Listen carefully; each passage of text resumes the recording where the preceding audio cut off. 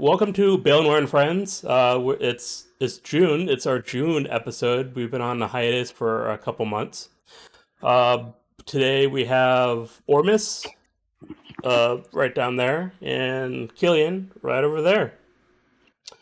I am drinking a Belgium triple called the Trinity from Monkless Brewing in Bend, Oregon. I just did a trip over there this last weekend, and this was one of my favorite beers that I picked up from there. So I figured I'd bring it and share it here. Hopefully, when I pop this stupid cork open, because it's a cork, it won't go all over my computer, because that is always a worry for me.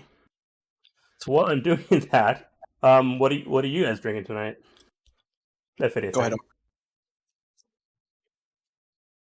I'm finishing up a Rockstar because my roommates ordered an entire flat of them, so I feel duty bound and obliged to drink the rest of that, and then I'll move on to Angry Orchard when I'm done with that. I have Mike's Hard Seltzers, which is mostly because of the lack of sugar in them. So I'm trying not to spike my blood sugar. And That's important. equally tastes roughly okay. So it takes a lot of them to have any effect, though. So that's all right. 4%, 5%. Oh, man. It might be it's not even listed. Oh, 5% higher than I thought. I mean, Angry Orchard's coming in with 5, so it's like really easy to be like, well, there's a whole 6-pack, and I poured a terrible beer. Wow, dude. Apparently, I'm gonna have to let that settle for a minute. I thought you had a glass of milk nearby. I was like, that probably won't go well with that drink. But no, you boo boo. Where's the tequila? I'm not doing any tequila. Thank goodness. Oh yeah, so that's why I didn't do. So 2 streams ago, I did tequila while everyone else was mostly doing beer, and I had a rough next day, so we had to cancel most of our plans. So oh no. I might do a little tequila later, but not for the whole time. Oh, hello, not a cop. Yes, apparently I am drinking foam. It is slowly turning into beer. Very slowly. I'm gonna guess and say Doran MTG is Thompson, Kate or Imogen's husband. Yep. That actually just confirmed it in the chat because we were supposed to go to breakfast. Sorry. Thank you, not a cop, for subscribing. Appreciate that. All right, so these two gentlemen were having a conversation before we started about what happened today at Ampguard, and I asked them to stop so we could talk about it on stream. So Killian was talking to Orbis down there about what awards went out because they handed out awards today. Mm-hmm. Yeah. So we try to break up some of our awards so we don't have them all at once. And right now, Inland Ocean is really active, so there's a lot of awards to give. So every all things we hand out some awards. But let's see. Imogen got her first Order of the Smith for being Gatorcrat at a Kingdom level event or a Kingdom level camp out. So that was a lot of work for her first Smith, but she didn't have any yet. So that's just kind of how it panned out. But yeah, there was some Griffins. Griffins are my favorite out, honestly. Was a couple warriors. Like we have a newer fighter named Zancha, I think is how she pronounces it. Yeah, Zancha. I keep calling her Xantia, which is I feel like it's literally like a crappy American pronunciation of what she's going for. So I'm trying to fix that. But yeah, so she got her first warrior. I think got a Griffin as well. Caught a few people up on crowns that didn't have any. Like we have our current king is from Inland Ocean on their second term and has 0 crowns, so we had to give them a few. Murphy only does not have crowns. That's they do now. But yeah, they had none before, I think. Had they ever? They had one. Had they ever normally people just don't go walk in and be like, guess what, I'm monarch now, so hooray. So I just kind of presumed that anybody who goes into being a monarch of a kingdom has already done like agent or champion or something. I know they held board of directors, but that doesn't count. Right. They were, I think they were Monarch or something in the Hollow. They had a little bit of experience there. Yeah, I guess that would count. Yeah, you got more of them now. Well deserved. Oh, I wanted to say thank you for Count Mezdek for subscribing. And there's a hype train. I haven't had a hype train in a long time. Thank you, everyone. What is a hype train? Yeah, what's a hype? I don't do Twitch. Basically, if 3 people either subscribe or donate $1 within, I think it's 5 minutes, you get a hype train, and it's just a fun little thing that. And then if you donate to the hype train, you get some extra emails until there's another hype train. Yeah, so sorry. So it's just a monetization thing. No, that works. I tried to do Twitch streaming a few months ago. I just could not make it. Couldn't make my own brain work for wanting to be on stream like daily. So I'm glad it's working for somebody. My roommate does it a lot. Like I would say professionally, but she doesn't treat it like she does. Even though she does a lot of really good stuff for a lot of really. Streaming is difficult sometimes. Like I tried streaming like on a weekly schedule, like 3 times a week, gaming, and it just got a little bit too much. So I just cut back I cut out all the gaming and just kept with Amp Guard content, and it's been a smoother ride for me. Yeah. It's almost not foam, almost. It's almost a good start. Ooh, thank you for the Prime. I appreciate that. Primes are part of your Prime membership, so if you got them, you can use them. Don't forget about them. Is that an Amazon Prime thing, or is that a Twitch Prime? Okay. If you have Amazon Prime, you automatically get Twitch Prime, and you can do one subscription for free a month on any channel. Yeah, I should know all this. What the streaming? Yeah, that's fine. And I switched it so good. I had switched to push to talk because we got a bunch of people who came in all at the same time. Bunch of nerds. Everyone say hi to Matrix. Hi, Matrix. Hello, Matrix. That's no. that too.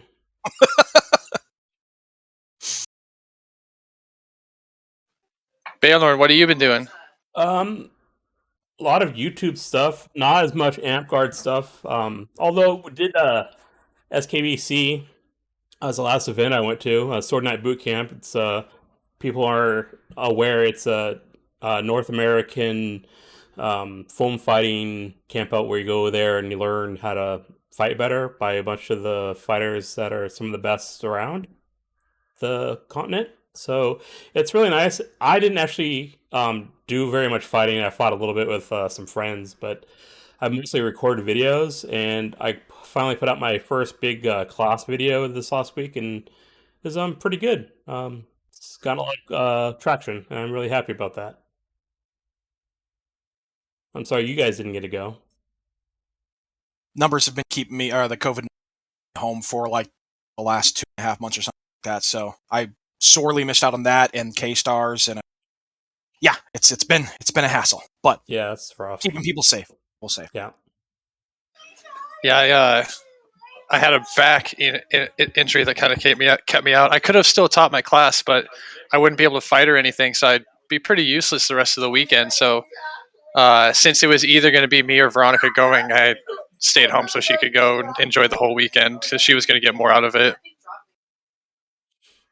Yeah, that was really nice of you. I was pretty bummed, but yeah. I had instant regret when I was like, no, you should go. And I was like, Now, did she bring anything back to like fight you specifically with, or did she just go and learn something that like we all expected people to? I don't think. Yeah, not really. Nah, okay. She's yeah. I'm not sure. We haven't really. I fought for the first time in a while today, so was still recovering. So yeah, when I was still going out, that was like right before you hurt your back, I think, or no, like right as you hurt your back. I remember seeing like look pretty messed up or whatnot, and I expected by now that you would have been back out fighting. Glad you're taking care of yourself, but yeah, that's good. I'm physically. What was that? Oh, I'm still in physical therapy. Yeah. That seems to be going Can- around for some people. Is there a bunch of background noise going on for you guys? Not terribly. A little Just- bit, but not too bad. Yeah, I wouldn't worry about it. If I need to, I can move into another room. That'd be fine. You're louder than your background noise, so that's good. A So, net gain. happy belated birthday. Um, Darn Tog mentioned that, and I forgot to say that too. I think I said happy birthday the day after you posted your birthday, but getting Thank older. you. I appreciate it. Yeah, 34 this year. No wonder your back went out. Right? Yeah, I'm at that age. It's so upsetting. Literally, the last time I was able to fight was the event that I got my warlord, and then I haven't been able to fight since. It's horrible, but yeah, I got to go to a Mariners game for my birthday, which was nice. They lost, but it was actually a close game. Considering the Mariners suck really bad, it was surprising that they were hanging in there. So it was a good game. That's awesome. I'm glad. I've only been to one MLB game, and it was all right. I'm not a big sports guy, but going to an event is definitely more fun than watching it on TV. I would say if you're not a sports fan, baseball is the best one to go to because you still get like the sort of crowd experience. You get the overpriced food and warm beer, just like all the other people like enjoy. And but then like with baseball, it's such a long game. Like if you don't pay attention for 20 minutes or whatever, you're not going to miss a bunch of stuff. So I'm gonna go ahead and say the either. No, it's just gonna go to the Sounders. Just go watch the Sounders. Go watch the Sounders person. Much better. You'll actually be like enjoying your time. I've never understood why. Like more power to you if you enjoy watching baseball. I would bored, super bored, but also I would like. Go ahead. No, sorry, go ahead. No, I just didn't prefer the like constant action. I was always like watching basketball. Like anytime I'd gone to a bar and they're playing basketball or soccer in the background, I'm just doing this. And we're like, keep talking. I don't know who's playing. I just like watching this. I don't know, whatever. Weird. What did you say? Yeah, sure. I don't care. I would never go to a baseball game alone because I don't care enough about the game going on. It's just sort of like a fun experience. And oh man, I just blanked out for a second. Sorry. Hockey is another one that's been fun. Thompson pointed that out. But yeah, we've been going to hockey games and that's been a blast. Those are more exciting. I would like to see a hockey game at some point in my life because it looked like it would be more fun than the baseball game that I've gone to. So yeah, I haven't been to a hockey. I've always heard good things. It's not like fighting. Really miss fighting. Fight all of everybody. Yes, for like 20 minutes. For like 20 minutes until my body reminds me like I haven't done anything, and then it's just gonna be okay. In another half hour, I'll be back out on the ditch field. Or my body will randomly come up with another injury just standing there. So I'm fighting my roommates. So since I can't go out, my roommates are still wanting to fight, and they're practicing for another LARPy LARP, one of the many gothic varieties. One of them is using this giant latex two-handed hammer. That when you are hit with it, it's like being hit with. I don't know, it's just a hard rubber hammer head that's like this big. So I learned to like not get hit. I just do not want to get hit by that thing. It's hard to throw in the first place, so I've gotten a lot of exercise just getting not hit by that, or making sure that if it hits my shield. My other roommates use a like 5.5 or 6 foot long latex staff, which is a lot of fun when he realizes there's two ends to the staff. So, and I've gotten more than a couple bruises when he's like, "Oh, we can do thrusting with this." I was like, "God." And there's been plenty of times where he's like backed up, and I've done like I've got to charge because he's like 6.5 feet tall, so he's got long arms on top of this super long staff. I've got to run past the staff and stab or like get around it. But every once in a while, he's like, "Well, what if I just lay it straight and let you throw your giant body on my staff without me moving it?" So I had this splorchy purple bruise about the size of a baseball or so on my side here for when I just slammed right into it one day. It was fun. Yeah, so I'm getting a little bit of practice. Well, that's good. That's good. Not the bruise part, but It's just a bruise. It was nothing broken, nothing actually injured. It was in a It's in the burrito area. Plenty of soft spots to fine.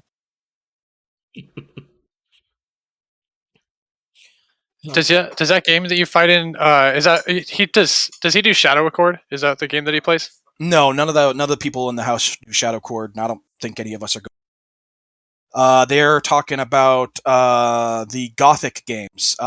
Gothic is for lack of a better term, I think it's actually a franchise of games. So they've got Gothic Prime, they've got, which is like Gothic: The Lineage. They've got another one that's Age of Ashes. Age of Ashes, which is kind of like not a post-apocalyptic version, but they've got some apocalypse themes to it. They've got Lusant, which is like a French town, like a little hovel of a town, so they're keeping things really town-centered, opposed to bombastic. And they've got a Viking one called Runeheim. And my two roommates are practicing for Runeheim, so they're practicing playing their Viking dude bros, for lack of a better term. And they're practicing. What they'll do is they'll go back and forth between those two, and they'll do their signature calls, because it's a real LARP heavy on the mechanics. And they'll go back and fight back and forth, and basically it turns into an underground rap battle on top of some wacky bats. And it gives me a great time to be like, all right, I'm going to go sit down while you guys yell signature calls at you and do this with weapons. And I'm probably not giving nearly enough credit for it, because they're just rattling off a whole bunch of rules and stuff. I have me. But then they go fight me, and I'm like, okay, we'll just do, to the first hit, and then I just give them their like calisthenics and their, if you can get beyond Killian's sword and board, you've got a really good stance on like just fighting anybody else that will go to a LARP. So good luck. Sounds like they're getting something out of it. I hope so, because I've been trying to mix it up a little bit, but I don't think I'm actually helping them if I go like Florentine or Spear against their weapons, because they just see right through it, and especially with that that hammerhead, that's just it lets you know when you've been hit. It lets you know when you've been hit. I was training a new plumber, and when you train in the job that I do, you spend a lot of time together driving. And one of our on-call shifts, we were probably like 16 hours into this shift, maybe 17, and we were driving to Oak Harbor. There's like an hour and a half drive, and so we ran out of stuff to talk about for sure. And he started I tend to not talk about LARPing with my coworkers. I don't know why, but he started talking about, I do this LARP and blah blah blah. I was like, oh, interesting. So and he was telling me about it, and it was he did Gothic: The Lineage before, and now he does Gothic: Age of Ashes. So I think he knew Edgar. Yeah. So yeah, it was interesting. Yeah. Edgar's pretty much into, I think, all of them. There's a couple of them because they mix up their staff and their players, and not unlike any other games that we might be representing, there seems to be some drama no matter where you go in any sort of LARP. So not everybody mixes well together all the time, and of course. So, but Edgar, he's usually just dropped into like literally every LARP. He's just tried every single one of them, and he gets out there. He doesn't go to every one of them all the time. He's a big guy. He likes talking a lot. He likes to make sure his voice is heard, and he likes to make sure his voice is heard at every single LARP, and he does a great job of it. So, yeah, nice. I don't want you to name drop your coworker. You should definitely tell me who he is. Probably, maybe know him. I mean, I don't think it's a problem. I don't know his game name though. I didn't think to ask him that. I went to Gothics when they were making it into a LARP, because it was a tabletop game that a guy wrote up like his house. He totally didn't steal from Warhammer 40k Fantasy and 7th Sea. Totally didn't. But he wrote up that stuff, and it sounded cool. Like all the lore for all the Gothic games are like super awesome to follow and be interested. But the rules are just like, for me, and I mean, a couple of you or anybody watching may have heard my spiel about when rules become too much, or when they're just tabletop rules that you not rolling dice, but you're just doing them, which is, I mean, I could go on and on about it, but like Gothic was, and from my perspective still is, like, just go play a tabletop. Just go play a tabletop and get it over with. That's not really LARPing, but also I'm like the wine snob of LARPers and LARPing rules. So like, so long as you're having fun, whatever. But I was in the testing for the first game, and that's when I was like, this is not for me. I hope everybody has fun, but nope, I can't do it. But I have not actually attended any of the actual games. I only played like the playtesting a bajillion. Gotcha. His name's Josh Fryer. I don't know. Nope. I don't know him. That doesn't sound familiar. Yeah. I could probably go on Facebook and be like, oh, I've got 700 friends with this guy. Like, okay, but sounds Probably. like My other thing is I'm never friends on Facebook with coworkers either, so I couldn't go look and tell you. super smart. Yeah. I picked that up when I was really young. I was in my early 20s, and I was friends with my coworkers on Facebook, and I would miss work because I was up drinking or something like that when I was, obviously young, and they would be like, "Hey, like you said you called in sick yesterday." I was like, "Yeah." And they're like, "Oh, we saw you on Facebook that you were out at bars and stuff." Like, "Oh yeah, you're all getting unfriended right now." immediately. Yeah. I just didn't need that in my life. Yeah, there should be a separation sometimes. I'm pretty sure Facebook came out when I was like in my 30s, or at least 30. As soon as it came out, I think I was in college because I went back to college, and I was like, no, I'm not gonna have you on any of my social medias, and none of my schoolmates, none of that. I was like, no, that's a trap. Wasn't it around like 2006 or 2007, something like that? Something I like don't want that, to look yeah. it up, but Yeah, I guess it would have been 2007, so maybe just shy of 30. because I remember being on MySpace right after I graduated because I was super annoying in high school and I didn't want to get on MySpace because everyone was on MySpace, so I didn't want to do it because it was cool. And so I didn't get on MySpace. But then once I graduated high school, I wanted to keep in touch with everyone, so I joined MySpace. And right around the time I joined MySpace was when Facebook was coming out. That makes So it only lasted a couple of years for me. Yeah, I learned really like one of the last like full time super like actual jobs that I had before I went to Uber. I didn't friend anybody from my work until I got laid off, and then it just flooded in. Everybody, okay, we're gonna be friends now. And I'm like, I guess, sure. Reasonable It looks people. like it started in 2004 or 2005, which would make sense to why I didn't hear about it until 2007 because I was definitely always out of the loop. It had a weird opening though. It was like 4 colleges and whatnot. Then finally became like the public around 2006 or something. It doesn't really Gotcha. matter, but like, yeah. No. Yeah, I straight out of high school. I started working in a factory. I didn't go back to college till I was like 25. So I worked a couple of factories, right? Broke my foot at a Christmas tree farm. That was fun. Oof. nice. And I went to go work in Amazon, like their warehouse, like for it was a 12-hour shift. Before the Amazon warehouses were known for being like diabolical sweatshops that they are now. They were still diabolical sweatshops back in like '99, but I remember going there, not seeing daylight for 3 days, and be like, "Nope, I'm not doing this," and just never went back. No, this is bad. I want to do this. Yeah, fair. Doesn't sound great. Never did sound great. I think the next year I ended up working at like customer service for Amazon around that time, like during the Christmas season, so that we're doing extra coming calls and everything. We're still doing mostly Amazon to work out. And during the interview, they were like, "Have you worked for Amazon before?" I was like, "Yes," and I described them. They're like, "That sounds like hell." And it's the same perspective today. Most people at Amazon have never like set foot in those factories. They do, but like, it's a different experience, man. I had a job interview a couple weeks ago, and they were like, "Oh, tell us about your current schedule." And I told them about my plumbing schedule. They were like, "Really?" Like I was like, "No, yeah." Like they literally just thought I was like joking or something. I don't know. I was like, "No, that's really what we do. Like we have 24-hour shifts and 48-hour shifts and all this stuff." And they were like where you like at home, you just on call and get called once in a while. I was like, no, like you're gone the whole day. They're like, oh yeah, wow. I was like, yeah, no, it's a thing. I am often surprised when it's like 3 or 4 o'clock in the morning, and I know it's either me or Matrix up, and that's it. And then I see your little green light and Facebook show. I'm like, no, he must have just like hit his phone or something like that, or hopefully the kid's not sick or something like that. No, I'm out in like the other side of the state driving. I've had like 6 rock stars to keep me going. Shit up. Like I'm just going. I'm like, how do you do that, man?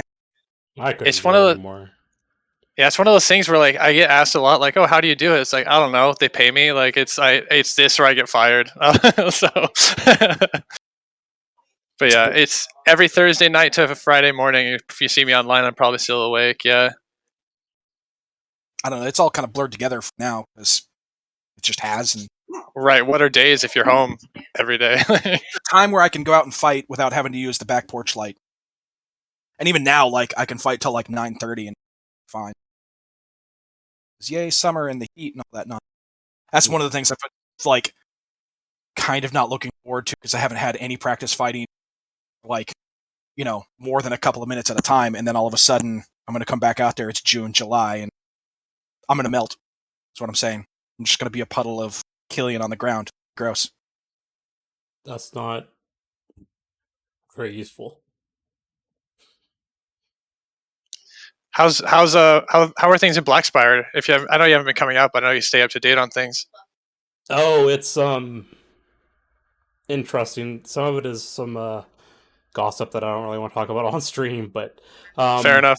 it's going all right. I've only been going out like once or twice a month lately, so I haven't been kept on it too much. We're doing a mid-rain one night camp out on the 18th, and they were trying to do some role play or something like that. They haven't announced too much about the story or what the role play is, so I can't really talk about it too much. I've been working on Shattered Kingdoms day event, which is in July, and I like front loaded a bunch of the work like a month ago, and then like I missed my self imposed deadline for some of the stuff I was supposed to do last week when I was out of town. But um, it's been a fun journey. Nice.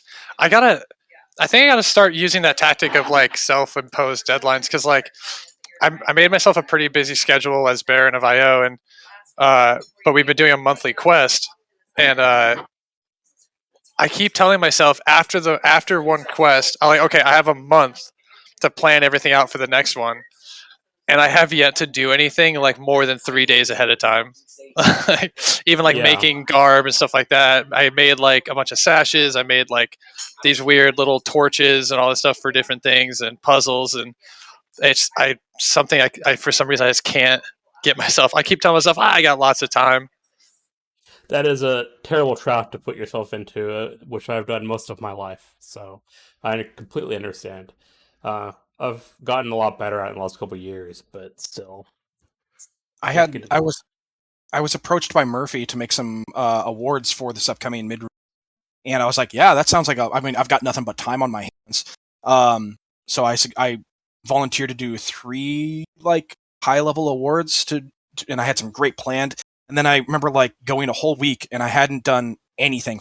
Didn't even go and look up any of the assets I want to use or steal or anything like that. And I got a hold of Murphy. I was like, I'm sorry, friendo, I can't do this. You're gonna have to push this on to somebody else. I'm glad I got to do it beforehand because I know my silly butt will wait until the night before and be like, must do everything. And I hate when that happens.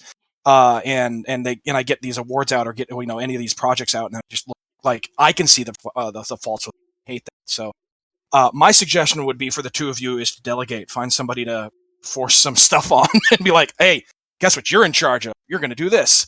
Oh, I'm terrible at doing that. However, the problem I've found when I've been doing that a lot more when running Shattered Kingdoms is everyone else is bad about deadlines. So even if I put in deadlines, people don't come. I have to remind them, and then they usually almost always miss them, and then that means I'm behind.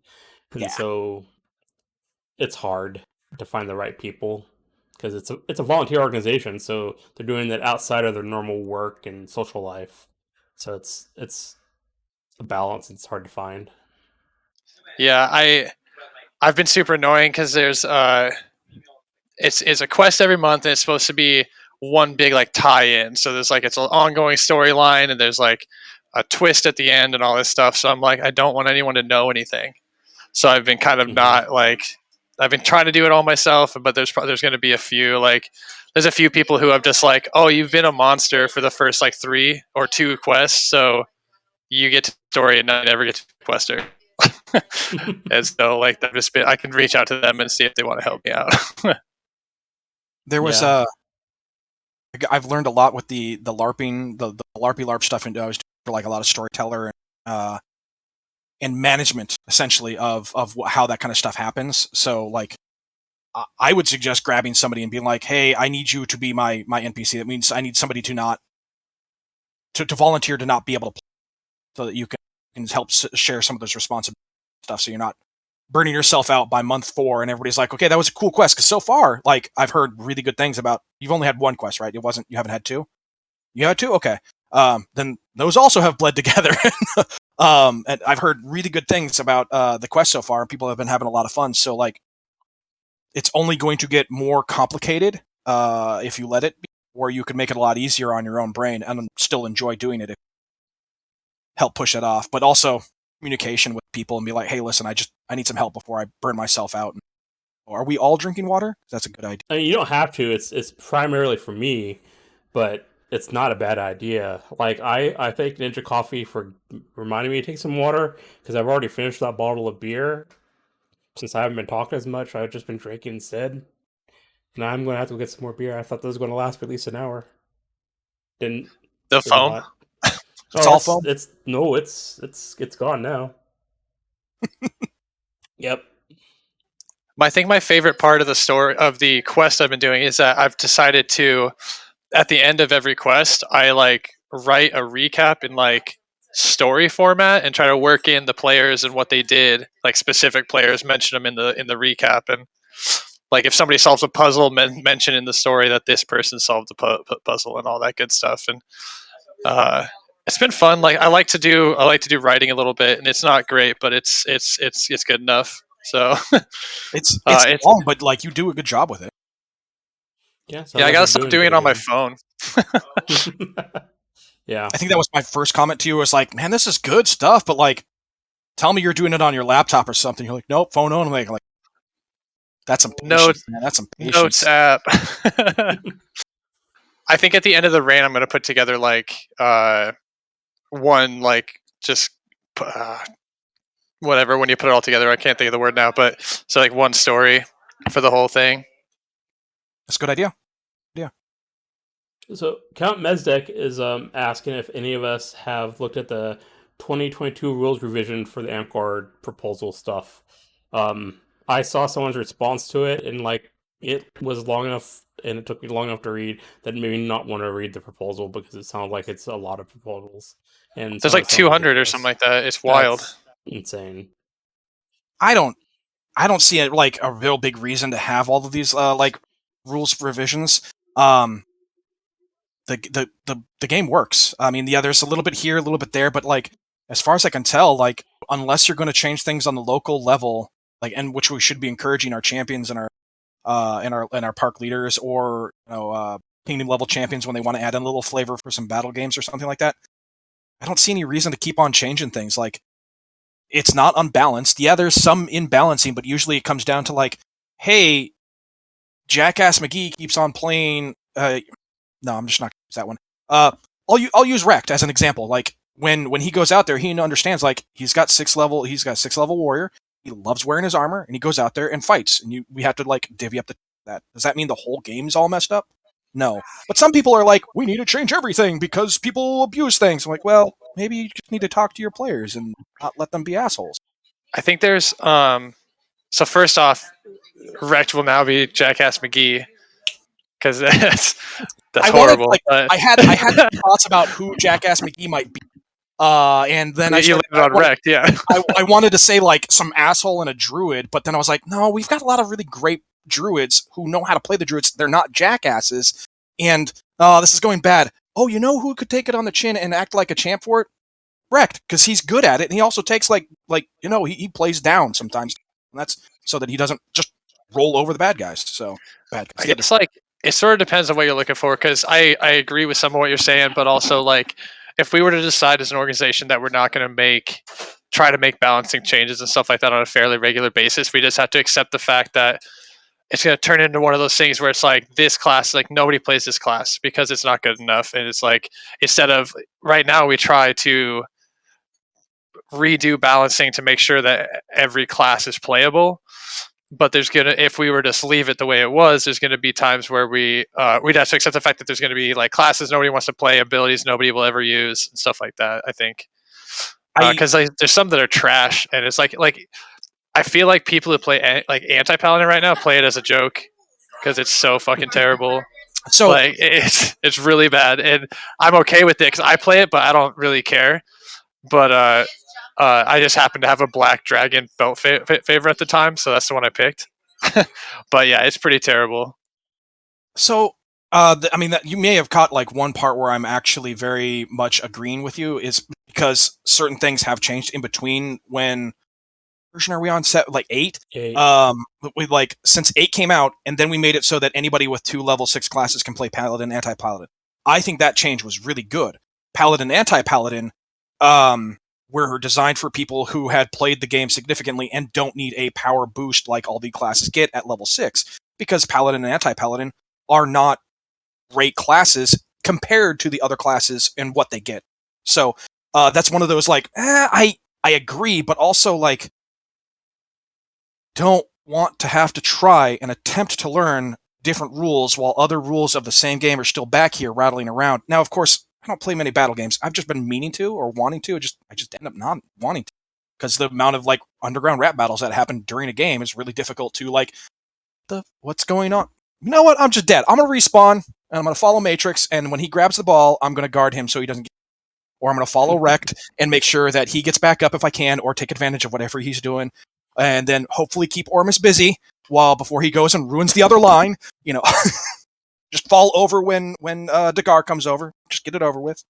You know, I've got my plans. I've got my plans. Mary the cat. Cat person might need a buff, but sadly, it's not part of the rules revision. It's a weird thing in Amtgard where it's actually part of. It's not. It's an unofficial official supplement. It's ridiculous. The Doran Avatar is, so it's separate from the rules. It's a weird holdover from older editions and stuff like that. I hope that makes sense because I'm not sure if it does to me. It was like the monster manual that was never official, right? Yeah. Well, it's not a core book; it's a supplemental book. Yeah. So it's not part of the rules revision, I guess. So correct. And I don't even know what the cat person has. I looked at that message in the chat and I was like, oh shit, they have a cat person? That's cool. I didn't even know that was a thing. I'm not surprised, but I just didn't know. Well, half the time. I was like, so we have a guy who's walking around and doing a whole bunch of quests. I can't remember his pirate persona name, but he's doing a whole bunch of quests over in the Northern Lights. And Billy Foxworth. Yeah. But I know Gundam ended up playing a White Rabbit, and I was like, what is this White Rabbit for, and how could it match up to a pirate-themed quest line? And then Aiden, in his infinite Amtgard knowledge, was like, doesn't it still exist or something? I think it was Nancy or Aiden that had a conversation about like it's in the rule, it's in the supplemental. I was like, we have a rabbit in this like rule book. Like, wow, I need to look this thing up and look more into this. It's based on the White Rabbit from Monty Python and the Holy Grail. No doubt, no doubt. Go for the eyes. Oh, sorry, go ahead. Sorry, no, you're fine. Yeah, go for the eyes. There's not more rules. There's things that use the existing rules in different ways. Use like a monster manual. So they don't. Well, the monster manual has some special rules in it too. Does it? Yeah. Oh yeah. Special quest mechanics and spells and abilities that don't exist in the core rule book and all that stuff. It's important for quest stuff. It makes it easier. Yeah. But I mean, I make up half the monsters I use anyways, or modify the monsters in the book. Same. So one of the things with our quests is we have like silver sashes and stuff for monsters, but I've been lacking actual monster garb. So I've been like making up monsters that would logically still look like the player. That I don't have to try to find garb. Did I read right that like you said like these are monster versions of Rect and Matrix and a few others? Like when I read that I was like, that's not cheap, that's smart, that's really good, because I presumed you didn't have like a few buckets of monster garb from whatever other thing. I was like, wow, that's really great in a pinch. Yeah, so they were that. It was the story was that there was people disappearing from Inland Ocean, so it would make sense that it was people that we know, and so I just used the names of the people who volunteered to be monsters, and they were zombies, but they weren't actually zombies. They were possessed by an evil wizard. So there's no reason they would look or act weird. So, yeah, I cheated. That's not Nah, cheating. It's being creative it's a and weird working way to with what pronounce you your name. have. So, Are we seeing a lot of people outside of Inland Ocean show up for those quests? It's been hit or miss. The first one had quite a few. I haven't been advertising, I think, as well as I should. So if you're not on the IO page, you might not be seeing that there's a quest happening. But yeah, the first one had a lot. The problem is, I think there's a collection of players who aren't interested in quests, and those happen to be the same players who had their friends coming from other parks to come visit. So, like, knowing that they're not going to be there, the visitors might not come. But it's still been pretty good. I think we had the last time we must have had about 15 questers, and the first time we had probably 30. It was kind of wild. But wow, 30 yeah, is a lot. yeah, for a barony, it's not bad. It was more than I expected, and I was like, I don't know if this will work, but it ended up working fine. So That's good. You need to Yeah. reach out to me a little bit earlier so I can make you a meme to get more interest. More interest. That's in right. me. I Seems to be just working. vibe on memes. I made probably 10 of them and sent them all to Brittany to parse out for her fighter practices. She hit me like as soon as I had to go back on lockdown. I felt really bad because I was like, man, I just want to participate. Like I want to feel like part of the game. And Takara was one of the first people who was like, hey, make me memes. Yeah, no problem. So like I'd get one on Thursday at like 4:30, and she's like, hey, I forgot. I'm like, there you go. And some of those are really good for like 30 seconds of great. I liked them. I enjoy it. Yeah. When I was training that guy, I made him drive 99% of the time so he could get used to driving the vehicle. Really, it was I just didn't want to drive, but I spent like an entire hour and a half sitting in the passenger seat just making memes. It's how you do. It's how you do. It's how we get stuff done in Ampguard. That's right. So I'm going to leave the channel in your capable hand for the next minute while I go get more beer. More beer. Gotcha. I'm out of beer. Can you manage? I think We got it. We can do this. We can make up Okay. something. This is always my favorite part because we can talk a bunch of shit, but I know that you're still listening, which is always funny I'm to me. picking them off this time. Oh no! Yes. Oh, I don't know if that's as much as fun. Oh. Like, Now it's we still- can start saying the real shit. Now we can start talking about how gnomes are gross and stuff. But actually, I mean, yeah, I wish I had strong opinions about gnomes, but I don't. I like their hats. They've got really great beards. Yeah. Yeah, it's like a wizard hat without the brim, which Yeah. it kind of bums me out because the brim's the best part. So maybe I don't like gnomes.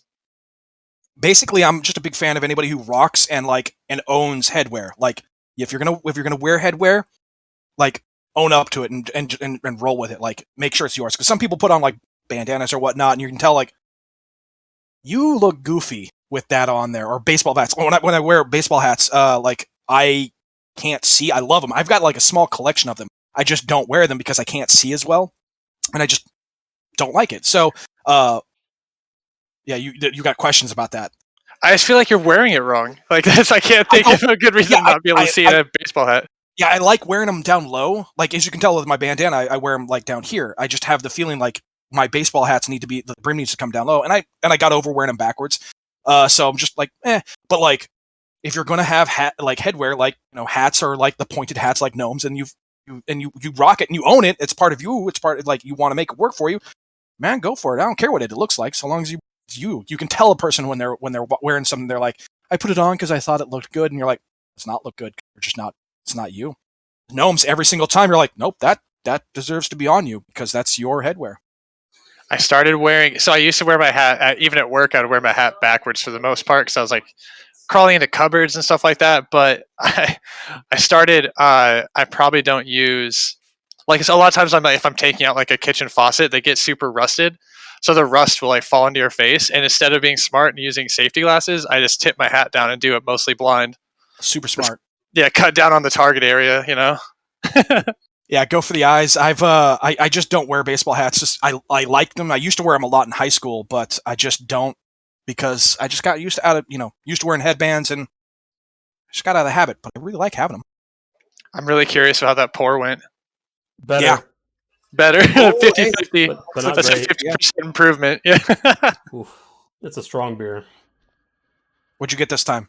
Got a 4-pack and you came prepared. That was nice. It's a Baltic Porter. It's a 8 or it's only a 7.1, but man, it smells really malty. It has 35 IBU, so it's a little bitter, but not too bad probably. I've never had it. It's a boy. Yeah, ooh, Buoy. boy, yeah.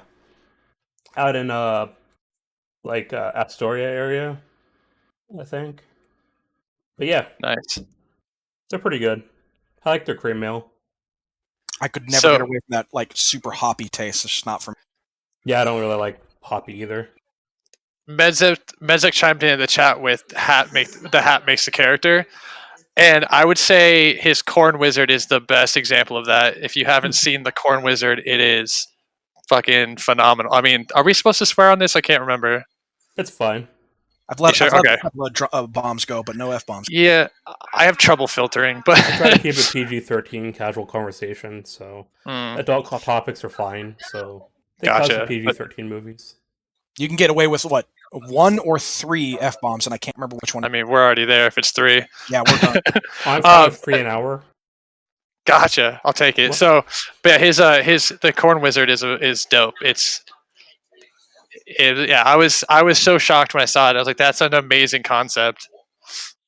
I have known Medzek since like '99 because of the LARPs that we've been doing, and I cannot remember a time, aside from sometimes at Amp Guard, where that boy is not wearing some sort of like unique or awesome headwear. Medzeks just fly. This in general. Like when I think of the term, Well, for a white fly guy. as applied to like a person's style, it's Medzek. Yeah. Degar's Degar's getting there because he's got a couple of good hats. Colton's got his pirate-ish hat. Colton looks dope too. Don't get me wrong, but yeah, Medzek's been rocking it for a minute. Yeah. He gets the extra experienced veteran hat wearing character stuff points. How was that drink? Okay, very coffee-y and dry. It was a little bit of a Gotcha. shock. I got 4 of them. It's gonna be a while. It's gonna be a wild night. Good stuff. I don't think I have anything below a 6% in the house that I can drink. If I feel like I'm getting really behind, which I shouldn't, because I haven't talking, but there's like no sound because I don't think he's doing push to talk. He's talking to. Sorry, I was talking to my wife. Yeah. Oh well, I'm sorry that I interrupted. Both No, of you not at at the all. same time. I was being lazy and asking her to grab me a charging cable for my phone. So, Oh, okay. Yeah, but she's currently occupied playing games with the other guys. But I've got some year-old apple pie behind me and bunches of other things that I could be using, but I'm pretty sure I should probably just stick to the Angry Orchard. Yeah, Why, safer. You got a big day tomorrow? No, I haven't drank in like 3 months, 3-4 months. So like, Now's the time, bro. You're being social. what am I doing tomorrow? If you drink a glass of apple pie, I will take a shot of tequila if I still have some. How is that fair? That's like 16 shots for your 1. Okay, then do a shot of apple pie, you baby. I'm not saying no. I will take a glass of apple pie if you take a glass of tequila. A glass of damn. I'll drink a margarita. I gotta mix it though. I'm not doing a glass. I'll do a shot. That's it. I'm not doing a glass of tequila. All right. Damn. We'll find a good medium ground. I'm not going to force you to get like. I have a distinct memory of leaving a camp out. I think it was Pack War. Oh yeah, Pack War. Yeah, when I walked by and I wasn't feeling so great. I ended up like sleeping off a hangover in a parking lot in Salem for like a half hour just so I could feel like I could drive. But that pales in comparison to looking down as I'm packing up my tent and everything into my car and seeing Oramus like hugging like a pillow, like it was some sort of angel that was going to take him away from whatever personal hell he was going through. And then to find out like that was some actual personal hell that you were going through. So like, yeah, spent a week in the hospital for that one. I'm not here to force you to drink, man. No, I got my shit together better than that now. That was the cake stands that got to me, honestly. I remember doing those. Well, I remember lifting you up and doing a couple of those because, Hell, even I yeah, did one. yeah, I have no regrets. I got no. none. I'm glad I got that cake. That cake was dope. Yeah. Yeah, I haven't had shock top since then though, I honestly, don't but blame you. I like Yeah, Shock that was Top for wild. like a light beer. I guess it's not the best. It's not like the go to, but like yeah, for like a pack war during that time, yeah, it was all right. Man, that was a so whole story Medzik with the cake. Medzik said that Carlton owns the corn wizard now, and I'm gonna hit him up because I'm very upset that I haven't seen him wear it. Yeah, It's a travesty. that is a travesty that you haven't seen it. I haven't seen it, but I have an excuse. I don't live up there. Right, that's fair. I'm trying to remember what the corn hat is.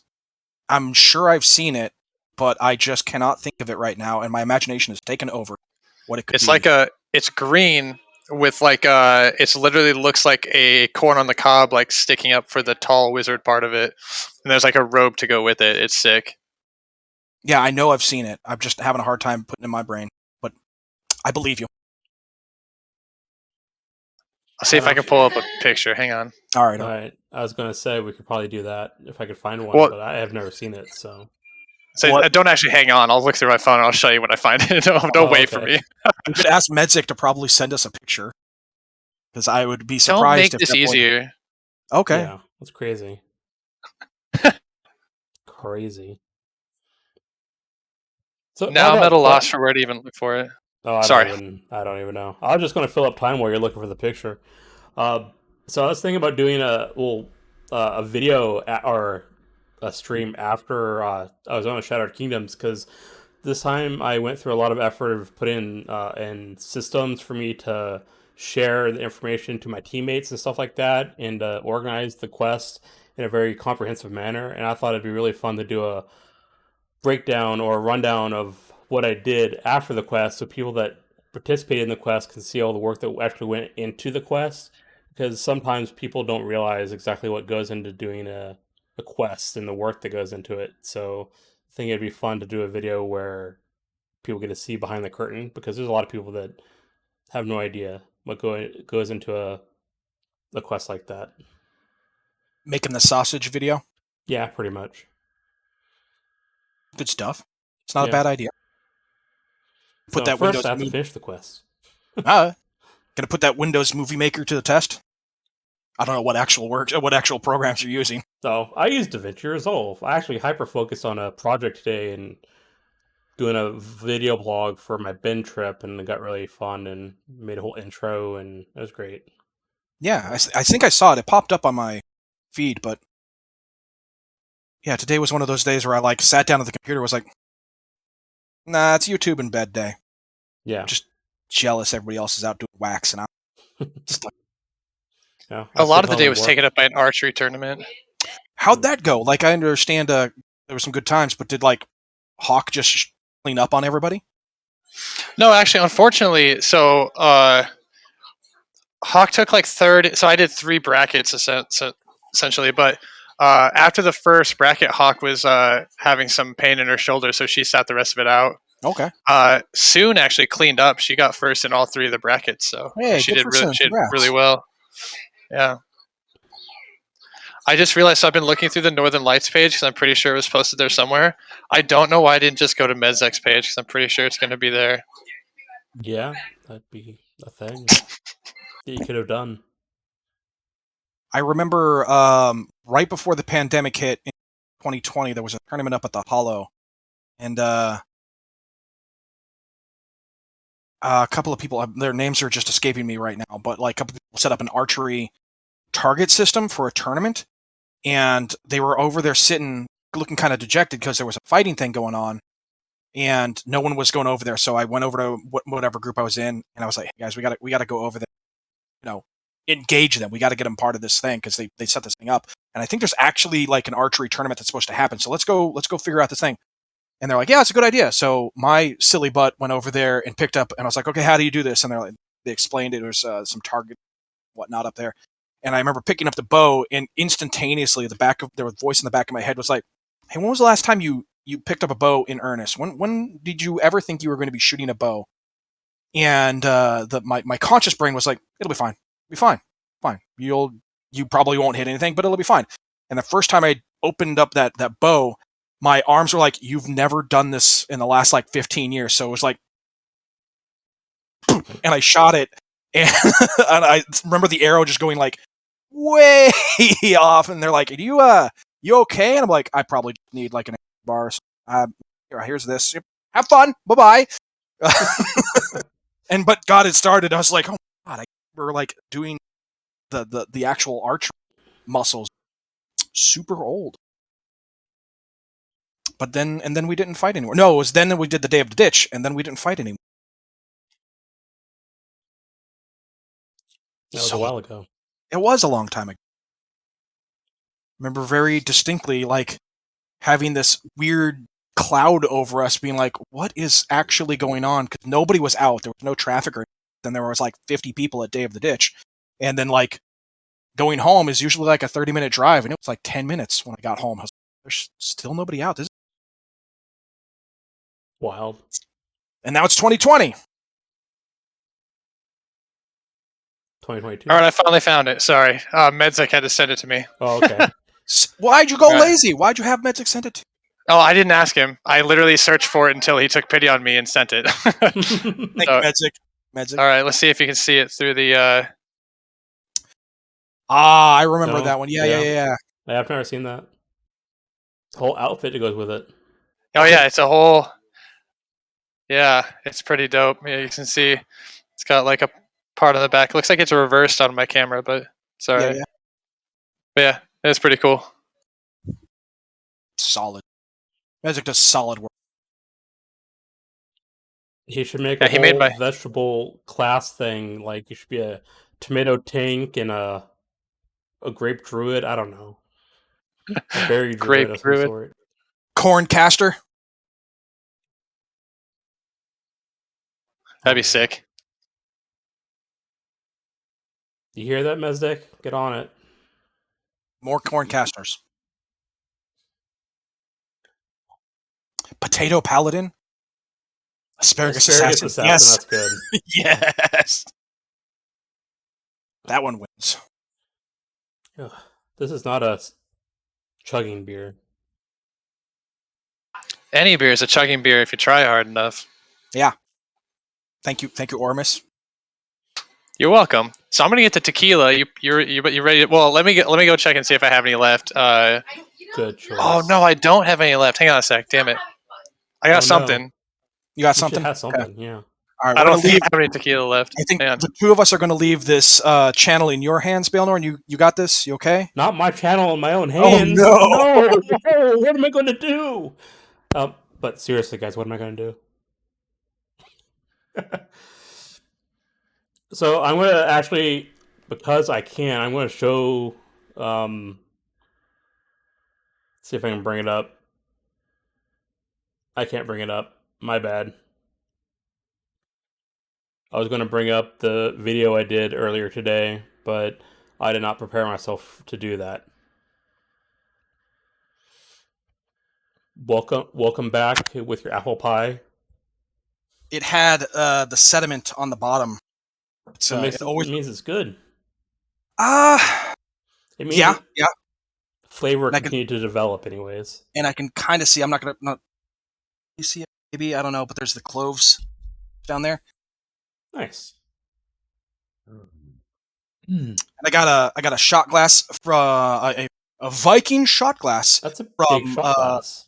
Yeah, it's probably more than like a shot and a half, maybe closer to 2. But if you've ever heard of She Fire, Sidhe Fire, she makes really great pottery, a lot of mugs, a lot of this kind of stuff, a lot of not cutlery, plates and stuff like that. But she makes really, really great gear. And one of our mutual friends had a wedding 3-4 years ago, and these were given out as wedding gifts. So, oh, sweet. So I made this in 2020, So, yeah, we're going to see if all these ingredients work after 2 years. I'm sure they will. Sure they. What'd you find, Ormus? What'd you find? I found Jack Daniels, which I'm not feeling. Yeah. Nobody's forcing you with JD. I mean, And I could. Yeah, I've got vanilla infused vodka. That'll have to do. I don't Most know. of it is Yeah. some vodka variety. So yeah, I'll just give this. It's been up in my cupboard, so it's not cold or anything. So I think it's gonna be disgusting, but that's okay. It's okay. Mine's all room temp. I'm starting to feel left out. Sorry, man. I feel like you gotta have something there, buddy. I don't. Yeah, you got it. I don't drink You at don't home by myself. Oh well. Oh, fair Like, enough. I mean, I guess I could drink with my brother, but he doesn't really drink either. So, I mean, do you have something to drink with us? Because you're not drinking alone tonight. Oh, okay, all right. I don't usually keep liquor. I have some. Oh my god, what's it called? Kahlua that my mom made, but we kind of saved that for her anniversary or her birthday. So, Don't you need like coffee for that? I'm not a big Kahlua drink. Some people I mean, drink. yeah, I like putting it in a White Russian. I don't like doing shots of Kahlua. That's not fun. Oh, okay, yeah. So cream, Church of Vodka nice. approves. Yeah. Hell yeah. I'll chug the beer. I said I can't chug. How's that? You don't have to do that if you don't want. That's that beer you were telling us it was kind of thick. So No, it's fine. no extra rumbly tones. Oh, yeah. Ormus is having a fun time before he's even drank. You should get everyone to do a shot with us. Oh, do you want me to get everyone on screen? Are they all doing a shot? Hey, so I know Matrix. You don't drink. Do you guys want to do a shot on screen with me? I will not do one right now. No. Nora will. Nora will. Come on, Nora. Nora will. All right. Veronica, can you grab a shot glass from up? I'll get it. Fuck it. Hang on a sec. Well, that's number 2 for this hour. Woot. God, I haven't said woot in forever. I don't think Amazon killed that for me. Amazon killed that for you?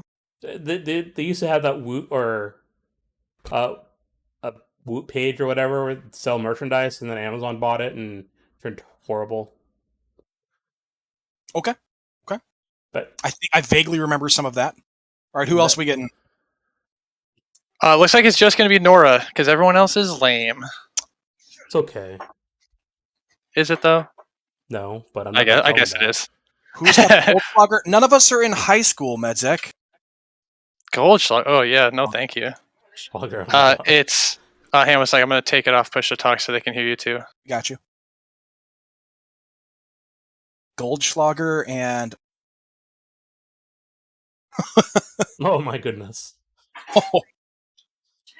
What I'm going to do is I'm going to go buy a couple of bottles of Goldschlager, pour it out, put real alcohol in it, and then hand it to those two and be like, All right, bud. I'm not sure that Dogboy. No, I got nothing to say on that one. I don't know.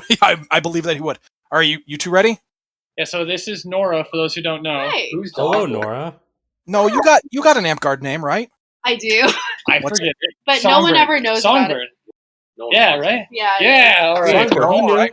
I'm about to All get to surreal. So what? Surreal. Cheers. Cheers. Cheers.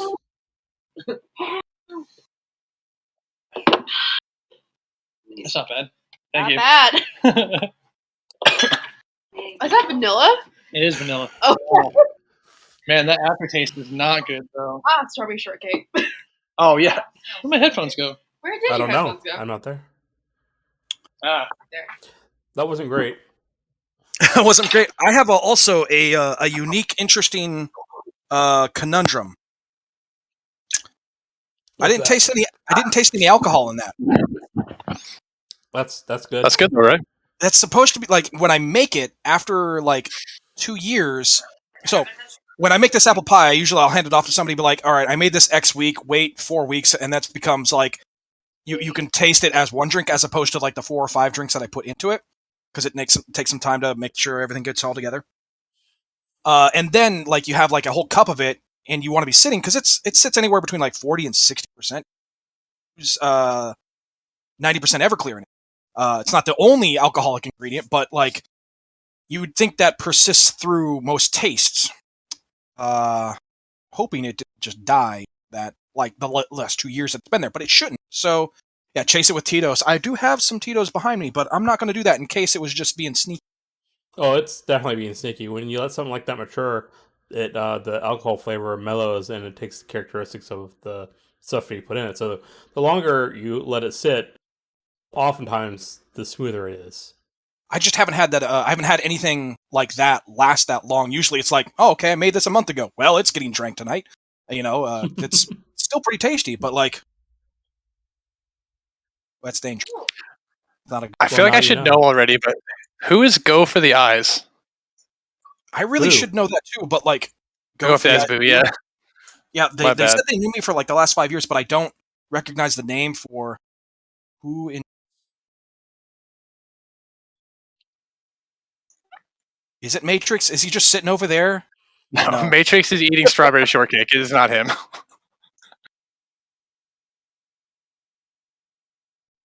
Okay, two things. Ormus has a sock habit? Yeah, Carlton drinks Everclear straight, which is scary. Just scary. But I get that. But what is Ormus's sock habit? Yeah, the sock habit, yeah.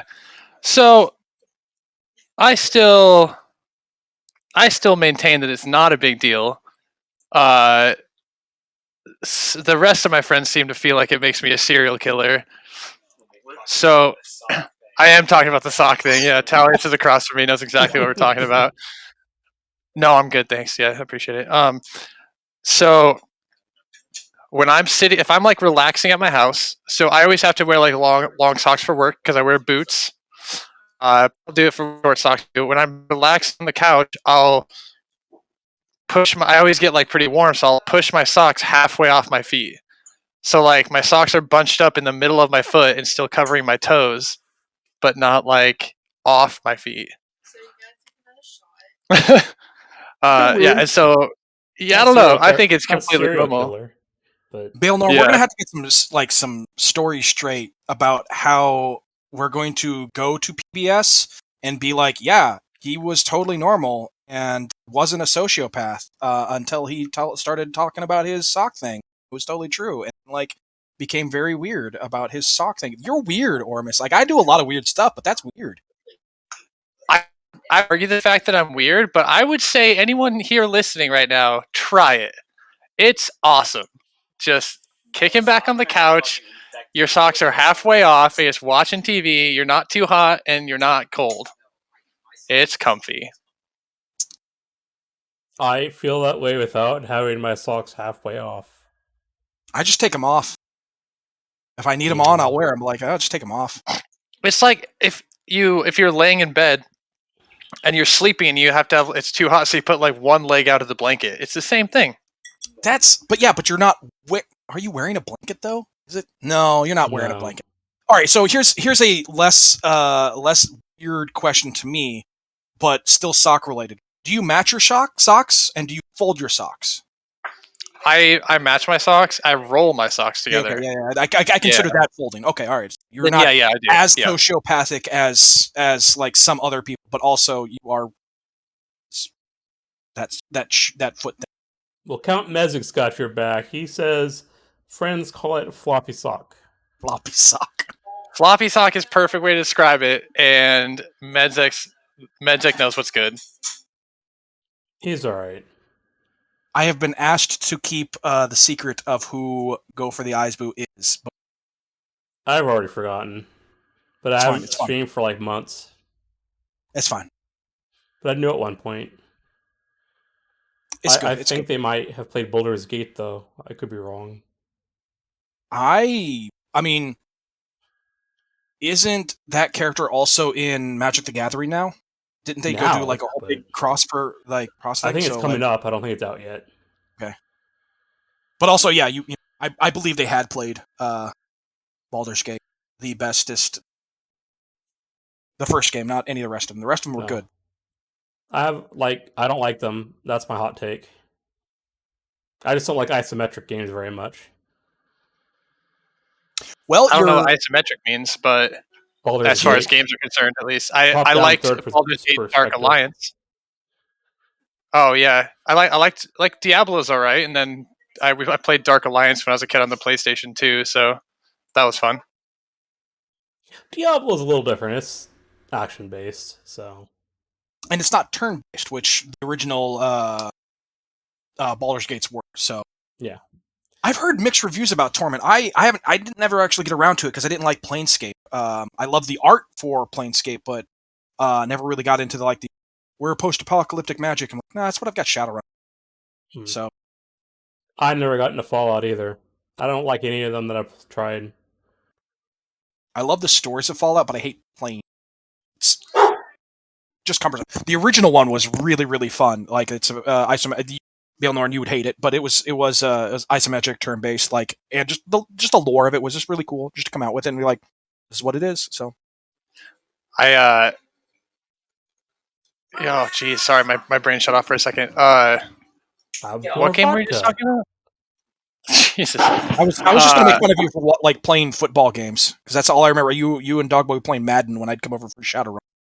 You probably saw 90% of my Madden gaming because I got it and I played a little bit, but I've never been a hardcore gamer, and the amount of time that he put into figuring out zone defenses and having specific plays, I was using the stock plays and hoping for the best. I was not good.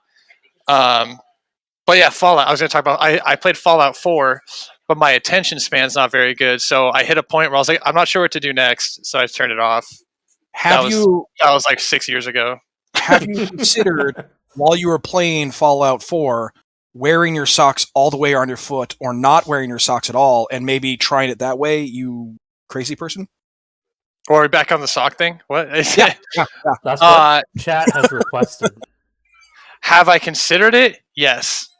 But y'all can go to hell. You can take my floppy socks from my cold dead body. I'm so excited for the term floppy socks now. I thought it was going to be someone else's cold dead body because you're the serial killer. No, that's true. Yeah. Now we've gotten us. Well, we're off. Bill Norton, you've got a good 4-hour head start. I'm down the road from. It's not great for me. Oh, on the drinking? No. What? Nothing. I think it had to do with me killing somebody. I'm not sure. Oh. There's that too. Yeah. If you take the sock off, you have to pick them up later. That's valid. I mean, yeah, I just them off my wear room. The sock. Wear the sock or not. I don't know. It's weird. All right. You keep talking about that. I'm going to try something in chat here for a second. You keep talking about whatever you'd like. I had to focus on this because I've been drinking. You've been drinking. He says also because I've never done this. I'm going to create a poll: socks or no socks in chat. Oh, it's not as simple as socks or no socks. It's the floppy socks. Really, socks or no floppy socks. How about that? Socks, no socks, floppy socks. How do I? So here's the thing, too. This? I think this plays into it because I have I don't like my feet. It's this weird thing. There's nothing wrong with my feet. I just don't like my feet, so I don't like to fully uncover them, but I don't want to be hot. So I think that's where the floppy socks came from. Yeah, I will not start an OnlyFans for my feet, Matrix. It's not happening. Not? I thought you said you were getting a new job. You could just supplement your income, and you will never have to work again. That's right. Yeah, I presume. I just don't think anyone wants to see that. Honestly, if I hate my feet, why would other people like my feet? You know how weird the internet gets. That's true. Matrix would probably be your prime benefactor, but you are going to put that boy in the poorhouse. I'm just not going to continue that one. I want to, but there's already enough internet stuff where Mike talks and it's on the internet and they won't take it down. So he can't hear you. It's okay. No, but it's I have my headphones in. Somebody also go back to it. You're like, no, we're going to play this again. Well, I have failed at figuring out how to set up a pool, so I'm not going to do it. But there was a chance that I could have done something cool, and I apologize. I failed. Think I have heard of other people who try and put up polls, but they end up using straw poll or something like that, like a different website, and then integrating it in your Twitch. Oh, Twitch added something so you don't have to do that anymore. But yeah, like I could do a third party, but I know that'll even. Well, I guess I know it more. It just takes longer. Oh well. Anyways, wait. Type 0 in chat if you want floppy socks, or 1 in chat if you think it's dumb. There you go, and we'll just look. We don't have a lot of people, so. Wait, what was 0 for again? You Oh wanna yeah, hit man. one Floppy hit one. socks. Oh, Liking damn. floppy socks. Boom, voted. Who's this Hydra 509? We got Medzek, and it's you, isn't it? That's It's me. You are sorely outnumbered there, buddy. yeah. Sorely outnumbered. Joke's I don't on think you. it's- I can't count. I don't think it's serial killer level, but it's a little peculiar. Little peculiar. Definitely from Inland Ocean. We can't count.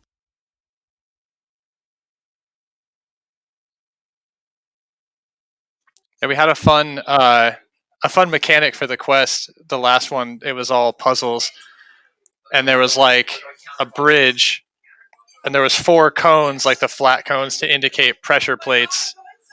And it wouldn't reveal the puzzle until they had someone standing on each of the cones, and they had to arrange the cones in a certain color order, like they were, or the new cones that popped up when they stepped on the pressure plates. And if they put it in the wrong order, everyone on the bridge died. Then they had to try again. Yeah, I've it never was done anything fun. like that. Amp card. I don't usually do puzzles. Riddles, maybe, but not puzzles. I wasn't sure how to do it, but I ended up. Matrix had a bunch of wooden puzzles, like the little brain teaser ones. So we ended up just using those. After the there was the bridge puzzle with the pressure plates. There was another puzzle. It was literally a Wordle. I just you have to stand on this narrow corridor, and there's a big Wordle floating in front of you. And I held up a whiteboard, and they would guess words. And if they got it wrong, they all burned to death. And then Rough. until they got the word. It took them a long time to get the word, and the word was flame, which was hilarious to me.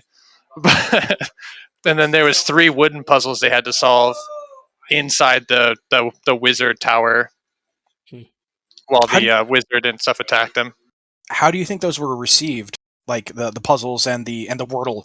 I've never done Wordle, so I just kind of watch everybody go through this phenomenon. I'm like, sure. So unfortunately, I do Wordle a ton, and I didn't even consider the fact that it would be a collection of people that don't know the rules to Wordle. So I was like, oh, they'll recognize what it is. Everyone does it. And then it was just a line of people in this corridor that had no idea what a Wordle, how the process worked. So I gave him a few hints and stuff like that. And then They're animated back there, aren't Yeah. they? yeah, they're playing a video game. I don't know what it's called though. I don't either. Anyway, but they seem to really like the puzzles in general, like the wooden ones, and having the that mechanic. They seem to enjoy it. I had a couple of quests that I wanted to do. Last year, I wanted to go do this range champion so that I could go do a lot of what you're doing. Actually, I wanted to do something fairly similar. But I had come up with a couple of things that I wanted to go do, but I was racking my brain to find the stuff that I had done for LARP stuff, because that stuff you can elongate their whole puzzling and whatnot, or if you're doing a module, which guard quests tend to be more akin to, and then just trying to find things that would keep amp guarders involved and engaged for that. So more power to people that can make that happen for that one, even if it is simple as have you played this internet sensation? We're doing it. Oh, you haven't? Shit. It's really hot in here, guys. Yeah. So, just making that work. I don't know. I really like those things because I really felt and I, years back, Inland Ocean had a real hard time with our battle games because it was always just ring the bell, capture the flag. Nothing very inspired, and had a hard time to getting into those. Go actually have fun playing the Amp Guard rule system, not just Wacky Bats, because we love Wacky Bats, but also there's the rest of the game that we should be playing too. So to see that we're pushing more into that even more, even after we did a big push for it, and yeah, I think that's really great. Good job, man. That's been fun, honestly. It was there was a big time in Inland Ocean where there was literally 2 groups. There was the ditchers and the battle gamers, and there was no not a lot of give between the two. And it was like we were dying off. The land was really suffering, and it was essentially like a few of us who came together, and it was like, all right, this shit's got to stop. And so making some sacrifices and in what your own personal idea of enjoyment is for the game, but like not like doing stuff that you don't have fun at, but like trying harder to get into battle gaming and people battle gaming and stuff like that. I've always called it the social contract of Amp. Like, you have people that love Ditch, you have people that love battle games, but you have to have, like, there's a social contract where you both participate in and support each other, so you have times to play both games in a day, and you both get a chance to have fun. It's a balancing act. It's an interesting thing too, because I honestly feel like you can have a large land that all they do is battle game. If all you do is ditch, I don't think you'll ever grow very much. Like it's never going to be a big park. So it's like it's almost a sacrifice by the battle gamers to keep the ditchers around, because like making that like kind of uh, agreement to do both, because they could theoretically have a park where they just do battle gaming and do just fine without us, but That's not exactly true, because Silver Moon went. We are pretty one or ditch heavy, and then we went pretty centric, and we grew really big. We were getting like 7,500 people for a regular practice for one summer, and then after that went, and then they stopped doing ditching so much, and they just started doing battle games.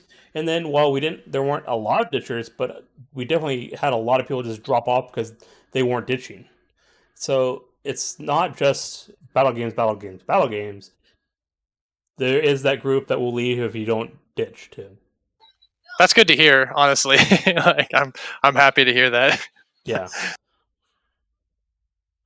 Oh, Yeah, I like Grumpiest Gus said, I agree with B that you should do both to appease as many people as possible, but Beldag gets by just fine without having any class stuff. See, I'm gonna disagree with the premise because those are two different styles of statements. Amp has a really great LARP or actual LARP system to play with, and a lot more of that is opened up from my perspective about like interacting with the novel maths that is involved with the signature calls and the spells and everything like that. Whereas Dag and Bell tend not to have that thing. They do just fine with what they're doing. And more power to them, because they also do battle games, but they don't do, generally speaking, a lot of extra maths on top of that. And I use maths like a overarching term for like a lot of rules. our spell rules and Yeah. armor rules and everything else that comes a little bit extra. But to compare the two is like comparing, like a chicken dish versus like a vegetable dish. Like they're both good. They both have their great, things going on for it, but they're both food. Maybe you could probably eat them for dinner, but like it's not the same. And I think saying that we can't have ditching and we can't have, or we need to mix it in is I think more appropriate, just because that's what Amp is. We do have ditching, we do have battle games, we do focus strongly on the competitive side of the Wacky Bats, which is our Sword Knight path. And then we also now, thankfully, have a very strong push for actual knighthood and actual recognition for the Battlemaster and a lot of our battle games, which admittedly we should have had since day one, because if that's what we were going to do as a live action role playing game, why didn't we have that to begin with? Or at least when we started making things like Rose and Crown. I always thought it was weird that we didn't have a knighthood for that sort of thing, because it was such a big part of our game, but I never had like an answer. You know what I mean? Like I never had I was like, I don't know how to quantify it and make it an award, but yeah. And more, and I don't think a lot of people did. And when it came around, I was like, makes a lot of sense. Let's do that. Honestly, they still don't, because I've seen it given out disproportionately for they played this battle game, when the rules say it's when at least at mid and higher levels, it's when they make a strategic impact on the game, not because they played it a lot. They actually that's what it says. That's what it got voted on. That's what we're supposed to be. I think a lot of people like the idea, but they didn't look into the details. I like the fact that you have to have. Sorry, go ahead. No, sorry, that was all me. So I think I think it's important that there's like more quantification, and how they've done it is fine, I guess. With the you have to make a visual impact on the game, because all the other paths is like you have to be doing more, you have to be putting this more time into it, and you have to be making an impact in your field. So if you're just playing the game a lot, you're not necessarily making an impact on the game, but if you're making an impact on the game, then those awards mean more. So I think that Right. people aren't looking at that when they're handing them out right now, at least in our local area. I don't want to sound bad about it, but I think there's at least two ways to not counter, but like give kind of a different perspective on it. Um, One, it's still super new in comparison to the rest of the organizations, or rest of AmpGuard's stuff. That we're still, handing out Battle Master, or people who have most assuredly deserved Battle Master. We're getting to them, and they're getting that, which is great. And we're giving those awards out. And then two, I understand that we're giving like a lot of awards out for Battle Master that maybe like you, me, maybe Ormus, and a few other people in the chat, maybe. He is drinking vodka straight. Yeah, just straight vodka, not water at all to keep him Out of my old Alliance mug. Oh, Oh damn. but I do know, and I do believe that some awards might be given out that maybe we or other people who are not in charge of giving out awards don't believe they are deserved. But I have not yet gone a whole 6 months through anybody's reign, anybody anywhere. A bit of hyperbole there, where somebody didn't complain that somebody who got a high level or mid level award didn't deserve it. So, like, that's just a thing that's going to happen, and I would rather awards go out to people who don't deserve it, and then also awards go out to people who do deserve it, than no awards go out at all. I think for me, like, because I've definitely had those moments where you're watching court and you're like, hear an award, you're like, oh wait, what? Like, really? All right. But for me, it's hit a point where it's like, and I don't know if it's like since holding high level office or whatever, but it's just like I'll watch and be like, I mean, I disagree, but I'm not going to sit here and say that they can't. Like, it's like obviously it's their right to award it, so I don't have a problem too much anymore. Sorry. Are they okay over there? Yeah, it was coming to the end of the game, so I took my finger off the thing here. Yeah, so I mean, like, I have plenty that I disagree with. It's pretty rare that I just have a problem anymore. You know what I mean? I just don't care, and it's their right to give it. And if they think that it's fit, then as long as it's not some bull crap like they're giving it just because they're friends, as long as they actually feel like they deserved it, cool. I also agree with what Octavian is. I believe he's they're going through or trying to point out. It's like, yes, even though we may not agree, all of us as a community should always strive to be objectively giving out awards and making sure that the right awards are going to the right people. Like, none of us are saying like I'm not saying, I won't speak for the two of you, that like, no, just hand out awards. No, everybody gets a battle master. Like, oh, you played a peasant in one game, give them their 10th Order of the Warrior, or something like that. Nah, not that. Nothing that shitty. Yeah. Should be our goal. I mean, it's always an attempt in practice. I've never seen one LARP or one reign in AmpGuard ever go without somebody complaining about something because it didn't go the way that they had seen it. But those levels of expectations are often just different, and that's the way that things go. It looks really funny. That's extra shot worthy funny. I think it fits. Yeah? Yeah? Is it extra shot worthy? I'll do it, but man, that first one was rough. It felt fine at first, but then all of a sudden, Get some water. Baelnorn, we can't hear you. yeah, I think you're muted, bro. I said lots of things, and I was muted because I talked to my brother and forgot to unmute it. We missed all of that, buddy. Oh yes, you did. I was saying like Octavian is right. You need to like find the middle ground, and basically what. Yeah. Also, I was going to say, and now I understand why you guys were talking over me, and I kept apologizing. Oh, sorry, buddy. Sorry. It's a new award. I forget who said it, but it's hard to find the right balance yet. And so I don't blame anyone. I'm not pointing fingers, and I'm just saying that it's just a balance that we're trying to figure out, at least in our local area. how exactly to award the award. So before we go and do this next shot thing, Medzik had something to say about something I'd never really considered for AmpGuard was one person having the power or making it a committee giving awards. I like that as an idea, but I think in practice it'd make it very difficult to get a lot of awards, like a volume of awards, not like individual ones and twos. Yeah, but I could see, especially since and I've seen other previous monarchs in the Northern Lights, they've been given out awards, but like Murphy has just been like shoveling them out to people who I believe maybe deserved it, and also they caught the like tail end of Battlemaster, like, hey, you gotta do Battlemaster. Never mind, like, just all the rest of the stuff that goes with it. So like, there's just been a lot going out there. So I imagine like doing it by committee would be a little bit rough. But I mean that we also have those guild masters and we have those Paragon or master classes people giving out awards for that kind of stuff. Like that's not a bad idea. So- Octavian made a good point. I'm gonna because you're not on the Mad Circle, so you don't know about it. It's rough. It's we'll never hand anything out if if high level awards go to a committee. It's rough sometimes. I'm also. Oh, sorry. Go. Yeah. Sorry, just real quick. My other issue with it is, let's say I am from Inland Ocean. Let's say for whatever reason the committee is like a committee of people from all the different lands and blah blah blah, and they are the ones that decide what awards go out.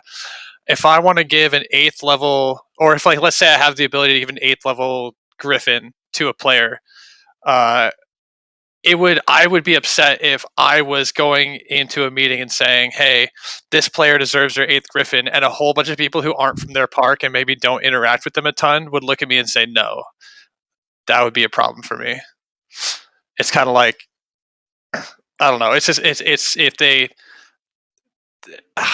yeah, I mean, like it would really depend on how the committee was set up. Like if we wanted to have a committee of all local people, that might be one thing, and every land has their own committee. But I could see a lot of problems with like if I go to a land and say or committee and say, "Hey, I want to give this Griffin," and they're like, "No," like I'd be like, "You go fuck yourself. I'm giving this Griffin because they deserve it, and I know better than you do." Number three. Sorry. I like what Gus said there. Like, yeah, we already have a de facto committee between like not only the monarchy system, but the extended monarchy system with the other lands that you might be coming through, and then also like Regent Champion, GMR. Like, if you have questions and you need to ask about those high level awards, like you should have a team ready to help you back up and make a decision if you want to give those 7, 8, 9, masterhoods. I think that depends on the kingdom too. Maybe Blackspire's communication is better than ours, but I feel like I haven't I talked to the Monarch of SM today just about suggesting award because they were apart. Like there's unfortunately in the Northern Lights there's not great communication right now, and I wouldn't say like I have no idea what's going on. As I'm Baron and IO, and I have no idea what's going on in any of the rest of the lands. It really varies from holder to holder to monarch, but it's definitely done better now than it has in the old days. I guess you could call it the V7 6 days. Almost you good? Yeah, Baelnorn, you good? Right? Yeah. I'm not chugging this. Oh, that's good. All right, 3, 2, 1, go. You want? There you go. I'll drink.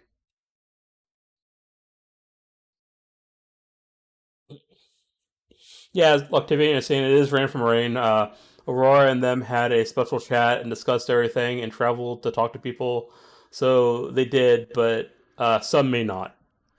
There's a lot of like pluses and minuses with different people in charge, and I would say unfortunately right now our kingdom level monarchy communication is not one of their strong suits. They're doing great things. I'm not complaining about the reign. They're doing the best they can, but the level of communication has been pretty low. And Aurora and Loctavian are treats as far as people being in charge of kingdoms and lands, as far as I can tell. Like, so, I mean, Murphy. What was Murphy, Aiden, and is it Blue Rose? Who's in right now? Yeah. It's Galleria. Oh, that's right. Yeah. This is how much I am outside of like stuff. I feel really bad about like that, but it is what it is. Sorry. Hold that thought. I'm going to use the restroom. You may now continue your thought. I'll be back as soon as I can be. Are we back to hats? Are we going to talk about hats, or are we going to talk about socks? Because like You can talk about sock awards. sock awards. Let's talk about shirts. So I've noticed, and this is just a curiosity question. The people in your company on this side of the mountains seem to be very big on wearing colors and the tunics and stuff like that. You guys have a lot of the garb. You rep your colors quite a bit, and I've noticed that the other, see the dope ass tunics that Bryn designed and or had a hand in design. Yeah, I no, mean, he started and made like two. Sorry, you had more there. Sorry, go ahead. Sorry. no, it's fine. It's fine. I'm curious. Why is it that the people, like most of the other company on the other side of the mountains, doesn't seem to have that same? I don't ever see them wearing colors when I go to events and stuff. There's like 3 or 4 of them over there. Now there are 6 or 7. Excuse my numbers. I'm not trying to think of numbers. So like they've got like 6 or 7. We just voted in 2 new numbers as of K-Stars. So that was super cool. But they're over on there. Yeah, we not Algernon. Brag. Alanon, there we go. Yeah, like I was just like, I had his name, but I did not. Yeah, he got in along with Alan. He got in too. So they're supposed to get in something. But the nice thing that we have over here is Brittany Cara went like straight to one of her seamstresses that work like it's a professional seamstress shop. And she got hers, and then she got Imogen's when Imogen got in, and I threw my old tunic that Lefty made for me, and like I had one made from me and one made for Steel that were not the same designs. I mean, if you've seen us wear like the simple gray and a simple red one, I just wanted something real quick and thought I would get back to it, but then pandemic hit and everything went all weird. Eventually all of us went, like, I went and approached Jimmy and was like, hey, do you want to throw in for some extra, like, go get some tunics for me, you, and Steel? We'll make it a present for Steel. We're all in his knightly family. And so we got ours taken care of. We've got Edgar who's trying to get there, but he's got his attendance. We're trying to massage him in there a little bit more, but he's working on it. He's not super active, but I get it. No, he's got like 1,500 LARPs going on, so it's a little bit more difficult for him to come out to Amp Guard all the time. And more power to him, like, whatever, have fun. So we threw my old tunic, my old gray and red tunic at him. What they had on the other side was a lot, like, they have a Serpent Knight over there, and they had Bryn. Bryn moved over here, became Sketchy, and then Sketchy left. He was like, I just want to start new, so he left our company and everything like that, which is cool. I mean, good, nothing wrong with starting over, doing your own thing. And we just didn't have the resources to get them over here because these are like super professionally fitted. Like they took measurements. We went down there a couple times to make sure they were all fit correctly. Because this is by a person who does this. Like, I mean, we paid kind of a pretty penny for it, but super worth it, right? The issue I see is we just don't have a lot of communication to make that happen for them. As much as we have well wishes and we want them to, we just haven't like gotten onto that and said, okay, you're going to come over to the west side of the state, and we're just going to sit you down in front of these couple of people, and they're just going to take measurements, and then in like 2 or 3 months, because they take some time, we're gonna have another event, and we're gonna put these on you, and then like you're not going to rip them in half your first day, you nerds. So it's just a matter of supply. A little bit more lazy than we have been. I have been really, really inspired by this other company that was really new. They're wearing a lot of the same colors. They're a bunch of schmucks, but they're all right. You may know of them. That's some Hybris Griffin people. I've heard of them, yeah. They're all right. There's some good people in it, but they just got some posers. Yeah, posers, exactly. So I'm pretty sure I know who that is now. But... Yeah. Oh, it is at the Taylor's. Awesome. That's good to know about Twix's stuff. But like, it's just a matter of we need to push more of that emphasis on not asking them to get colors, because that's what Takara and I and Imogen and Rect and we all took the initiative on ourselves. Like we're going to make this happen. Like I think Takara has like 2 or 3 Crucible tunics, and I would be surprised if Imogen at this point doesn't have 2. If only because of how tight those two go, hand in hand and their kind of stuff. But we've got. Like we should be pushing more on that side. I have like a handful of stuff for like belt favors and things that I just need to put together, like all this kind of stuff. There's a lot of Imogen has one. All right, yeah. But like we just haven't pushed their side, and we've just been trying to be like kind of, hey guys, you got your your grays in yet? You got your tunic? No, okay. We gotta work on that. So, has anyone given Imogen and Takara like a celebrity couple name? Like, I'm putting my stamp on Timogen, just right off the bat. I'm just gonna claim that one as my idea. Was that Gwen or Nora laughing to that? Because that was perfectly timed. Oh, yeah. I'm not sure. They're playing that game. They're having a blast. Oh, Veronica won. So she's fucking jacked. Oh wow, Wow. what are they playing? I have no idea what it's called. Hang on one sec.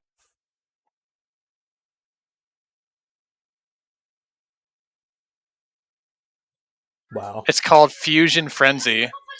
That sounds Talia thought it hectic. was Fungal Fury, but apparently he was wrong. Well, when he gets done talking, like playing with his toe fungus, you let me know.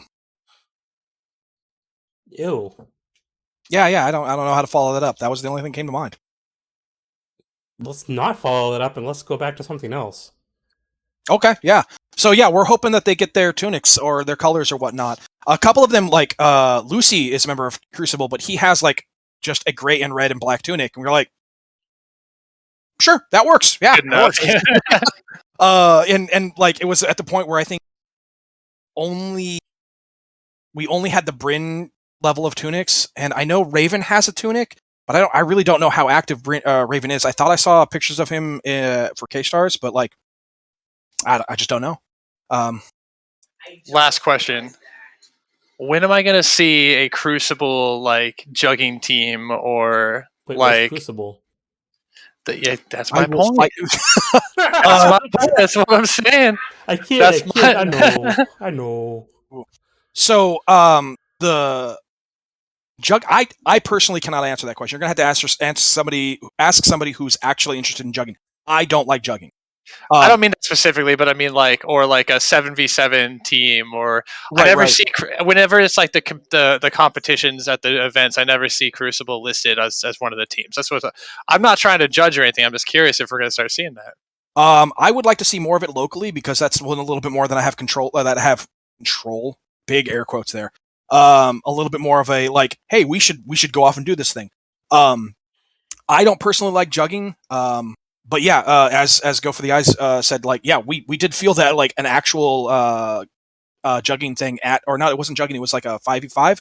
I know that the Lions mopped up over there, but Lions are good at this stuff. So, but yeah, I think they had one other person in the Crucible team that wasn't a member of Crucible. So, I mean, but like Nice. somebody mentioned earlier, like, yeah, everybody bailed on K-Stars for whatever reason. I know a lot of people were ill. A lot of people are just like, right after SKBC, I'm going to take the. Well, I think I was actually planning on going at one point, but there was some COVID stuff involved. But yeah, just for an abundance of caution, I know a lot of people didn't go just because of. I know a lot of people were even negative and stuff like that. No problems at all, but still decided to stay home just to be cautious. Some of these new variants are just like super aggressive, so it's just better for our community. Just be like, you know what? Just take this on the chin and just chill.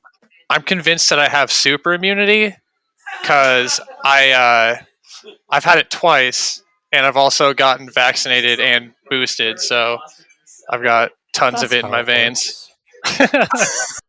I am really anxious about going to Bico because That's I have big. spent. Yeah, it's going to be like 2,000 to 5,000 people, and I know that's a big spread of numbers, but like I have to go. Like I was talking to our Pacific Northwest Bico crew about like, hey, is anybody interested? And I hadn't actually gotten to this point, but I was like, I'm thinking about driving across the country to take all of our stuff there. What's the interest in that with our group? And then Christy was like, hey, I bought us tickets. When's your birth date specifically? I'm pretty sure I know what it is, but like I want to make sure so that I can buy these tickets. I'm like, I guess I'm not driving across, and I guess I'm going into an airport. And then like I felt the blood leave my face as I realized I'm going into an airport full of people. I have not been around. Like AmpGuard has been my around people things. Like that's how many people I've been around. So I'm like, oh, I hope I don't catch that like in transit, because having COVID while I was at Bico or during that week, 7 days out, camping, it would be a very bad time to have it. Sharing is caring, Yeah, no. No. very much no. I'm kidding. I'm kidding. I'm not even worried I about know like you're kidding. I'm not worried about Just for anything other everyone than, else watching. I'm not worried about like actually becoming very ill enough to like perish or something from that. I feel like I've got fairly good chances of it. I don't know, but I've boosted and all that other stuff. But like, I don't want to miss out on a week worth of adventure and ass kicking and drinking and partying. Yeah, double vask at the airports is definitely what I'm going to be doing. Yeah. So Have Baelnorn, have there been any new players in your area that you're excited about? New players? Yeah. There is this guy. I don't remember his Amcor name, but his Facebook name is Dawn, and he started coming to our park. And I saw him at SKBC, and he was like, "Yeah, I really want to know how to fight and stuff." And he's like a bigger guy like me. And it's like, well, you could have asked me all this time because like I watched you play, and I thought you were just having a good time, and you weren't really trying to get better. I thought you're just because he plays with some of the larger, fun weapons that I guess you could say, but um, That's a very nice way to put it. Yeah. yeah, I mean, just and so I didn't know how serious he was, but he was at SKBC. He's like, "Yeah, I want to get better," and stuff like that. It's like, oh well, come find me if I'm sitting there doing nothing. It's not because I don't want to do something; it's because I'm bored. So if you need some help or you want some advice or you want to practice, just let me know. So I guess that's the newest person I've kind of kept my eye on just after SKBC, just kind of stuck out. Nice. Yeah, we've got a couple new players. One of the ones I'm really excited about lately was we talked to her about her earlier was Zancha. She's been doing really. She came to fighter practice for quite a long time, but she's starting to get more involved at the park, and it's been cool. She's opening up more, which is cool. Like she's really quiet, but she's been like talking to people and playing in battle games. She played in the archery tournament today and all that stuff. Yeah, it's been cool. she went to SKBC. Oh, she did. That's Yeah. cool. Yeah. Her and her husband Ale. Yeah, they've been coming out, and it's been cool having a new group. I've been LARPing with those two for like almost 20 years now. Like they're good people. It was nice to finally get her to come out to fighter practice, and then Ale has some stuff, and stuff that was preventing him from coming out. And then finally he was like, "Yeah, I want to come out there." And then it was a lot of fun getting those out there. There's a picture of me fighting Ale on the ditch line, and Ale seeing how he's not new to LARPing. He knows how to fight, but he doesn't know how to fight with amp guard style and like the techniques of whatnot. So I was screwing around on the ditch line. And I remember like throwing my whole side at him, being like, "Please hit that! Come on, dude! Just throw a shot at it." And somebody took a picture of it, and then I got no end of hell from Steele about it. He was just like, he went and like college graded me on like, "What are you doing? Why is your foot in the wrong place? You've got a whole lane of traffic." I'm like, "Dude, the guy picked up a sword for the first time at Amp Guard today. Shut your mouth. Leave me alone. He's fine." Pictures are hard too, man. I've got some real embarrassing pictures out there with my footwork and stuff. So it's hard to take a snapshot of a fighting engagement and really be able to judge it. I was so embarrassed. At one point, I just kind of gave up. I was like, I don't want to talk about this, man. He was new. I was having fun. And we've also got we had a guy who was coming out a while ago, but like with COVID and everything, we had like a lot of new players right before COVID hit. So like some of those players are starting to kind of trickle back in, and one of them, Elok, I think his name is. Yeah, he came back out. He has like a whole bunch of plate armor and stuff like that, and was real excited. He's a big old two-handed flat blade, and yeah, he's been fun to hang around with too. Well, that's cool. Some of my friends from the EMP hit me up, and they're like, "Hey, we understand there's a LARP you do." Told them about Amp Guard. We got Lark and Stark. There's a couple named Lark, and then guy's name is Stark. And they came out and they brought their other friends, and I can't remember their two friends that had their name, but they ended up bringing some other people out. And I don't know if they've been continuing because I had to step back, but I'm really hoping I think they came for the quest, the second rendition of the quest, and I don't think I've seen them since. They might have been a little bit shocked for their first day if they'd had Amp Guard described to them, but then showed up on a quest day because it's a little bit different. So yeah. But yeah, because there was someone who came out during the quest. I was like, I have no fucking idea who that is, but it's fine. Like, let's do it. Number 4. Yeah. Oh yeah. Jeez, I'm really bad at it. Ruined it. It's fine. I'll take up the whole quota if you guys don't call me out. I just like counting. It's almost like I can actually do that, even though I'm from Inland Ocean. Ouch. No, I love that. I love that little shtick that we got going on. That's probably why that's my sister park. Yeah. Yeah. Your park's Silver Moon, right? Yeah. This We gotta cup start says reaching out to our Silver Moon. sister park. Yeah. We just gotta make sure everyone else in your park knows that we're sister parks. I should start that. Well, I mean, like, we got the Silver Moon fighting crew to come up there. It was like, Sploob and Critias and Coney. Oh my god. Indra. They came up for Day of the Ditch. They're Are those from guys all Silver from Silver? Oh yeah, cool. Yeah. Definitely then. Is, Let's make it a thing. I'll see if I can make a belt favor and set it down for you guys or something, some sort of thing.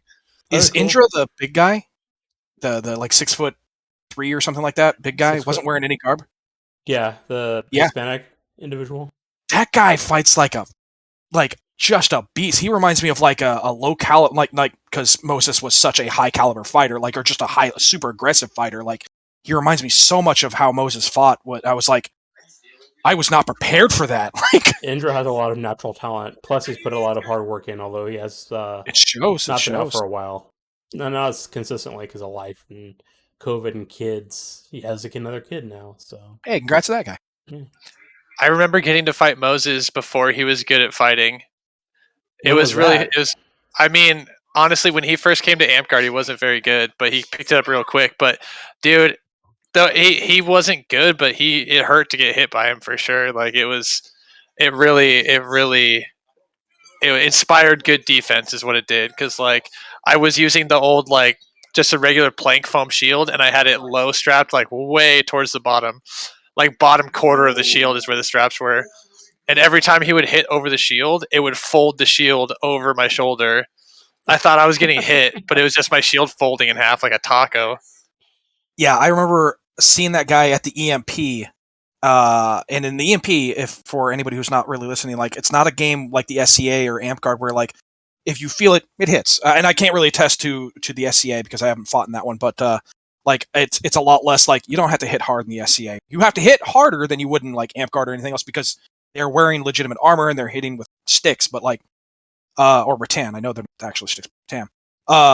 And I saw him fight, and he was not quite like the natural phenom that like we associate with Moses as he gets more, but like he definitely was in his zone. He definitely knew what he was doing, and it was definitely like watching a beast go in there and do that. And then I saw him at Amtgard, and I shrunk a little bit because I was like, I do not want any EMP fighter fighting the Amtgard because they will hit like a truck, and they generally do. But Moses, to his credit, like once I got hit with him, and I'm a big guy, I'm used to getting hit hard because people are like, okay, get behind the shield, good. Ormus just likes just throwing extra heat on me, just to make sure he gets around that shield, that like he does. And I don't mind, but like he hit me, and I was like, okay, I seriously like that shot. That was a cool shot, but like you're at like a 15, maybe aim it for like a 7.5, and you'd be calling it really good. And he took it. It was like, absolutely, buddy, no problem. And every shot after that, he was like, it was crisp, it was harsh, and it made you want to dodge, but like there wasn't as much heat. He was able to like mitigate and pull it back really nicely, and I really appreciate it. He's a good guy. Yeah. Yeah, the SCA definitely has sufficient force rules. Mm-hmm. And the weird thing about the SCA is that you as a player get to decide what's a good shot on yourself. Like there's not a ton of interjection. Like you get to like if you feel like you'll go like every fighter you fight is going to have a different calibration for what's a good shot. Good shot. Some of them you got to hit real fucking hard. 5. Dang it. Oh no, that'd be a bad game if it was a shot for every F word. Yeah, that's bad. Oh, is that what you're counting? That's what I'm counting, yeah. Yeah. Okay. I thought you were counting all the shots you got to do. No, I can't do that. With Ormus, I don't have that much alcohol. I'm supposed to go to SM tomorrow. What's happening at SM? Nothing's really happening at SM. There's like a Kingdom Monarchy visit there, but it's not like a KLE. I just made the mistake of telling people I would be there. Well, then you could do the mistake of showing up half-assed. Yeah. Gwen's driving, right? No, Gwen has to work. I'm going to be picking up Aoden though, so Aoden's driving, right? Now, as soon as I have somebody else committed to going with me, I have to go. Yeah, makes sense. Yeah. Yeah, it's the underhand shot that Moses and Idra did, where it start like they switch back and forth to just open up, and in that like split second, tire your eyes and your arms up for like trying to figure out where they're gonna go. That they both did, and like once it happened twice, I was like, as soon as I get him up to like Idra, I'm just gonna back away because then he'll just throw like 6 shots, and maybe one of them will come at me, but like hopefully he'll tire himself out. He did not tire himself out. He was just ready to kill. Like it was great, but I was like, oh man, this is tough. That guy was a tough fight.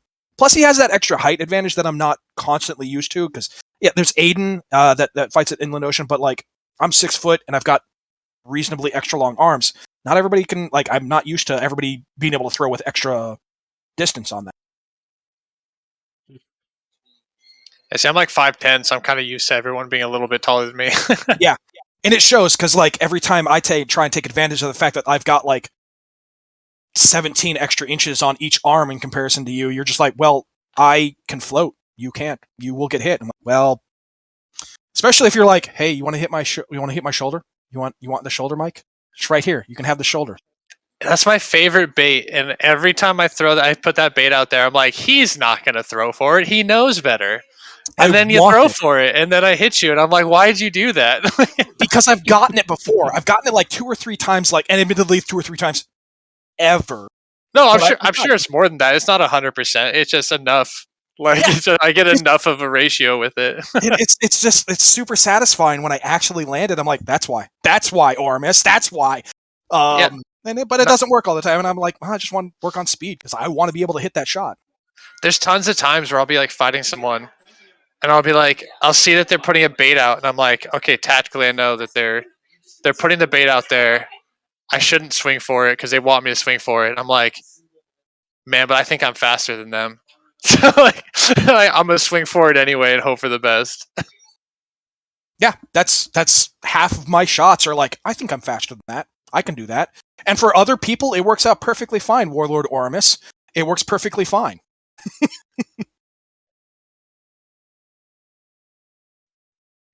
I just have the advantage on you because we fight all the time, though. That's always going to be a big determining factor. Okay, so that's actually a thought process that I've been kind of rolling over in my head when I have too much time to think. There are obviously certain styles of fighting, and I have wondered if there is the big fish, small pond concept that gets too ingrained into high caliber fighting. And I'm not sure how I'm actually going to propose this question because I find that like I could go. I don't want to belabor Dogboy or use him as too much of an example because I've been fighting that guy for like literally 20 plus years, and like in the latter half of his fighting career at Ampguard, because I know he stepped away or to take a step back. I was going not 50-50 because he could definitely like bring it up, and there was no winning against him because he would go into Dogboy mode, but like. I definitely felt like I could throw a definitely good advantage against him, and I could definitely throw 50-50 with him easily. I'd go fight somebody like Vaughn, and I could throw down with Vaughn because I knew his fighting style, or I was able to work around his fighting style. Definitely learning these people's very specifics, and I'm throwing Vaughn out there because there was like a year where I got to fight him like 5 or 6 times, and it just was heavy in fighting him. But there definitely felt that like after a while that I don't know if I was progressing as a fighter or just learning these very specific people's fighting styles. And I don't know if anybody else has really experienced that or had that question in the back of their head. It's probably a combination, honestly. Like, there's a really common saying in like boxing and like MMA where they say styles make fights, and like I'll do really well against people who fight in a style that I succeed against. Like, there's very specific styles. Like if you tend to be a fighter that throws 1 to 2 shots, I'm very comfortable. I do much worse against high volume fighters where they throw a lot of shots in a row. So it's like I have to sort of adjust and stuff like that. But it's a combination of getting to know the other fighters. Like, I used to fight people who I had no business at my skill level beating as often as I did, but it was because I fought them every weekend or whatnot. but then it's also like your style will cater to another style. Like you will do better like against another style, kind of like rock paper scissors, but not to the same like extreme. Well, I will win. You know what I mean? But Yeah. you'll always have a benefit over certain styles of fighters that are in your wheelhouse, I guess. Yeah, I noticed that given my experience fighting lefties, what with Dogboy, and then the last 2,000 years fighting Takara, and then Imogen came around and gave me a hell of a run for my money to just try to keep me going. And then all the other lefties I fight, like I go out and I fight some random lefty, and I'm like, you have my lunch money. You do not understand that you have my lunch money, but I'm going to take your lunch money as I come from Landed Ocean, and we have a lot of lefties. Give me your lunch money. That's a big benefit of IO for sure, is our stupid amount of lefties. Like literally at one point I was standing on the ditch line, it was like 50% lefties.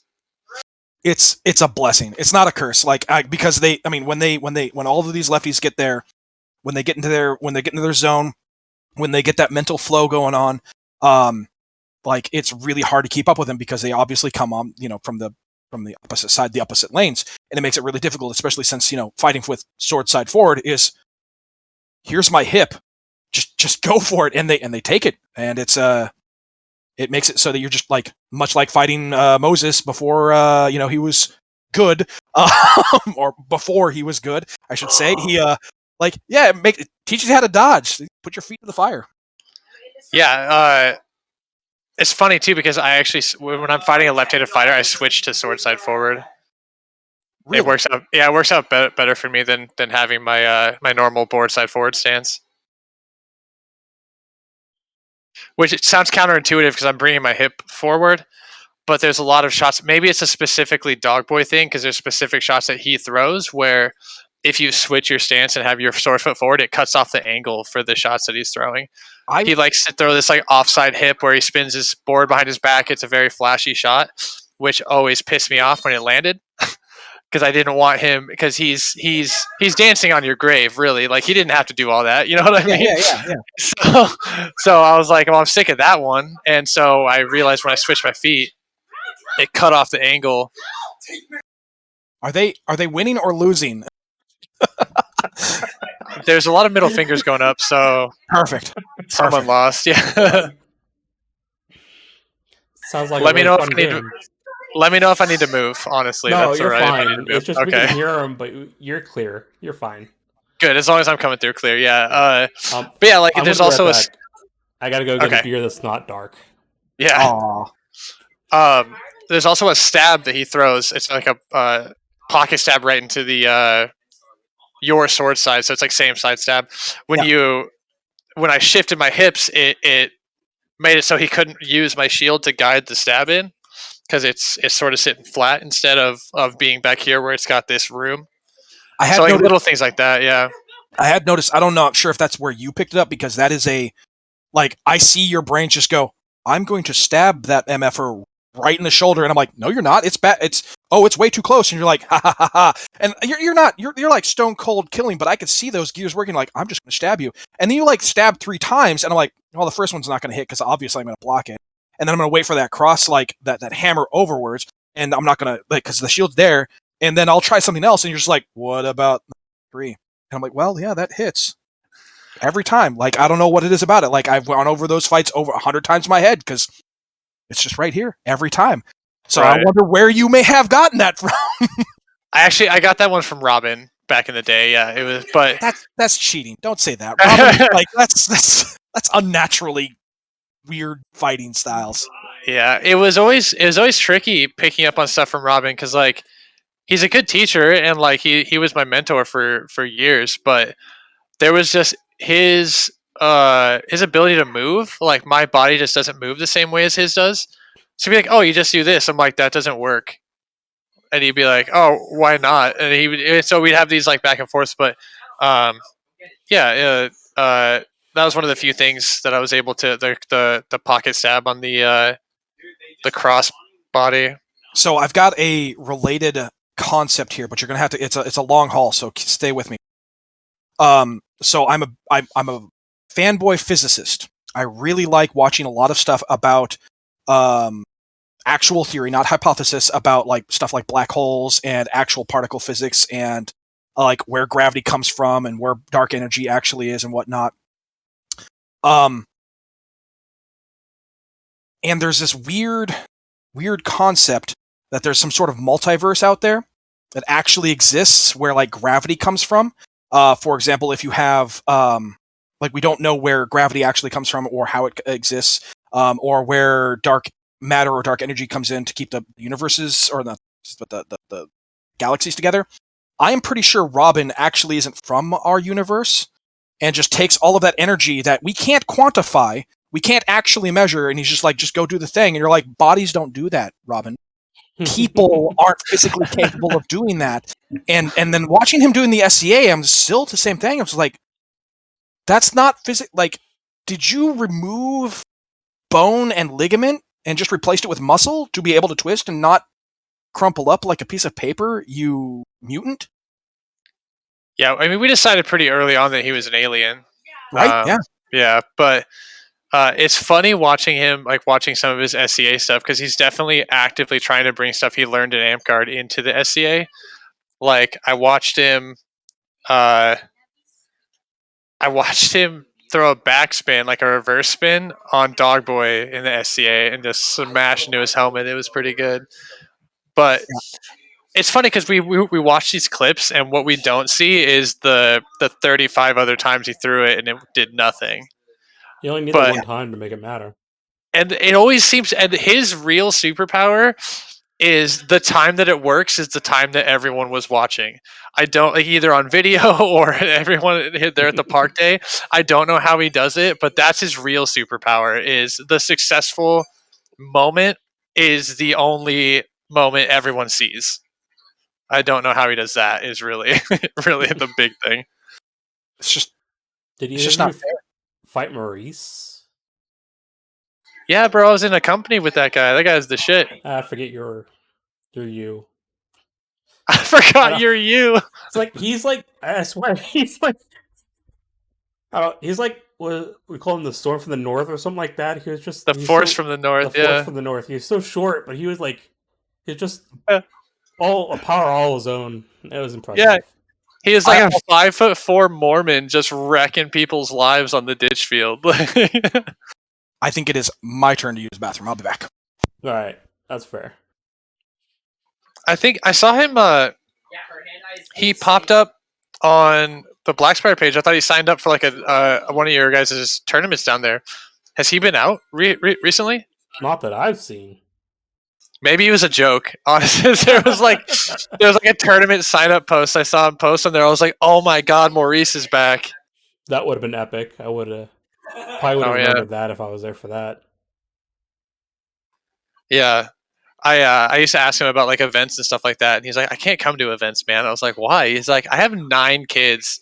It's like $1,000 to go Oh, go to an Jesus. event Oh my for all the God. gate fees and stuff. Yeah, that's a lot, man. Yeah. So many. So, are you excited for the 25th? I am. I'm super excited for it. Yeah. I'm pretty jacked about it for Why? the mid range. Why am I excited? Yeah. I'm Tell excited. I'm excited because I'm getting knighted. Yeah, that's gonna be that's cool. gonna be a good day. Yeah. I'm just stoked because I keep getting messages from people who say they're coming out, and it's gonna be cool to see everybody. And it's obviously like I've been playing for like close to 20 years, and so like my first knighthood and stuff, it's been a long time coming, and I'm excited just to be there. Yeah. I'm looking forward to it. I'm coming out there too myself. I'm excited to see you in person again. Yeah. I swear I go out there as much as my own park now, but I'm going to try to record it. We'll see. Like, recording outside is difficult sometimes because like your audio is difficult and stuff like that because you're competing for all the background noise. Well, the big thing for me is like I just want you to have a good time. Like if recording it is gonna feel like working, like don't do it. Like I'm cool with living in the moment, like and having everyone have a good time, not feel like they have to do anything like work related. Yeah. So if it comes down to not recording at all, like I'm okay with that, honestly. I'll All hope right. for Well, some that's pictures and good. stuff like that to remember it by. But yeah, just come down and have a good time. I'll do my best. It'll I guess be great. I guess it's come up for you, not come down. Yeah, that's true. Void Forge had to drop by and say howdy. Hope you've been well, my friend. I've been well. Whereas Ormus and I are like, yeah, well, been well. Gustav said I'm assuming Gustav is talking about Maurice. He said he placed in a Black Spire tournament earlier this year. Oh, damn. Probably the same time, dude. Yeah, that's awesome that he's coming back out. So I I'm guess sure he it did. wasn't like it's probably not a sign of his like career resurgence, but I'm just glad he's around still. Just randomly come out, place, disappear again, come back in another He's 10 years. he's such a good guy too. Like Yeah. I think the biggest tragedy is that people nowadays just don't know him. You know what I mean? Like that was a genuinely good person that isn't around anymore. One of my highlights of fighting, actually, it was fighting him, and it was like one of those moments where you get like pure, like, you're like in the moment and you get the concentration and like everything just seems clear. And I blocked him like, in my mind, it was like 5 or 6 times as I'm backing up, and I could see the frustration in his face. Like after the fight, I was just worried he was like thinking I was sloughing or something because I had lasted longer than I had any right to. But that was a really good moment in my mind for me.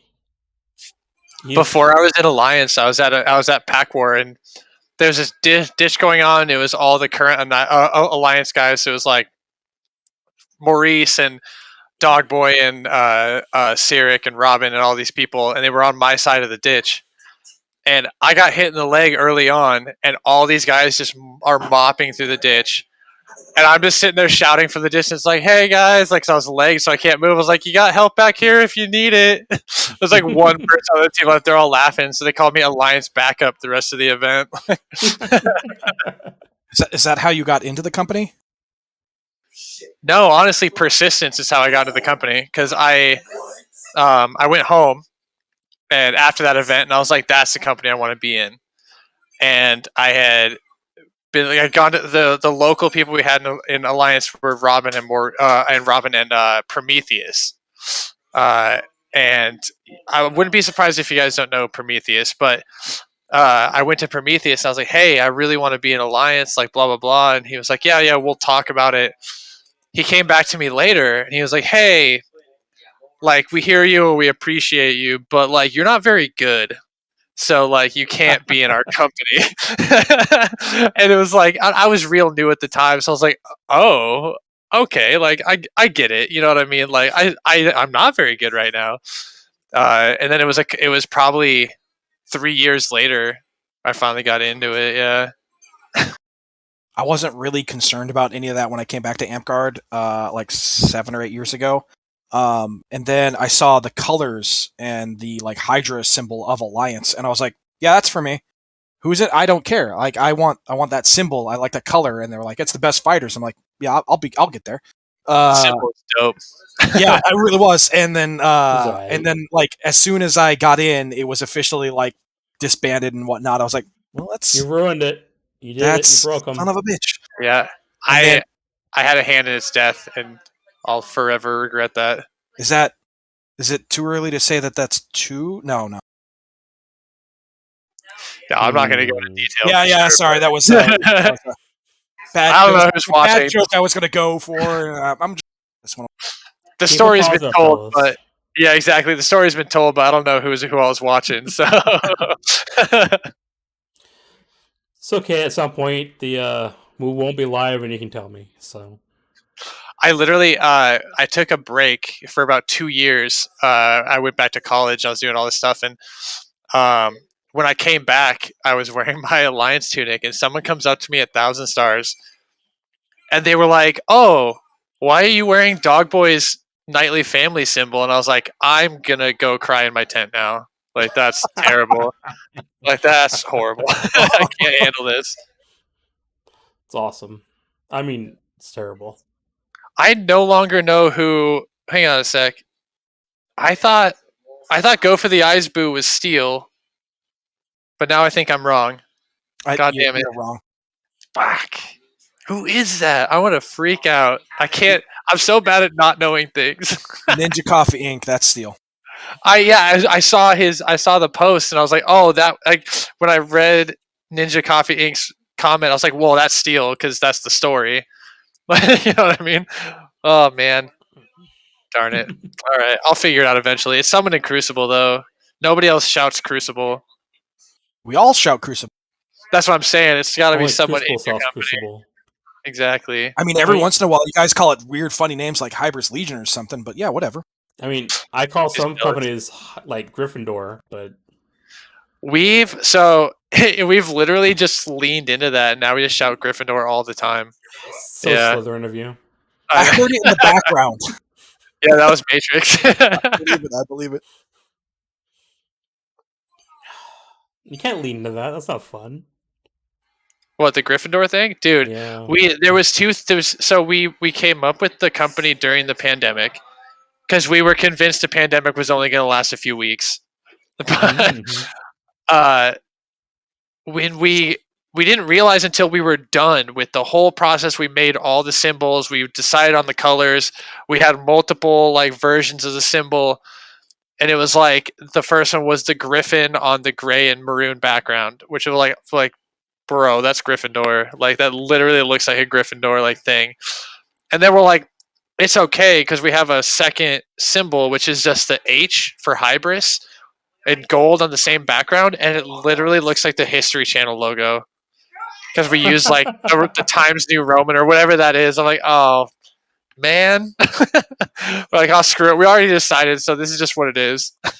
I like your guys' belt favors. I think they're pretty cool. I like all you guys' stuff. It's pretty good stuff. We get a lot of swag, which is kind of cool.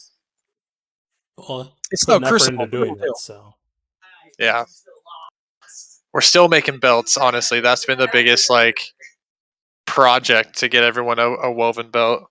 I'm still waiting for my friend of badge. I don't Yeah. think you ever said I was going to get one, but I'm still waiting for it. So the original thing was all of us in the company got sleeveless T-shirts with our numbers on the back because everyone in the company gets a number. And then the friends of got sleeveless shirts with just their name and no number. But we haven't done like most of the new members of the company haven't gotten shirts yet, so we got to do another run of those.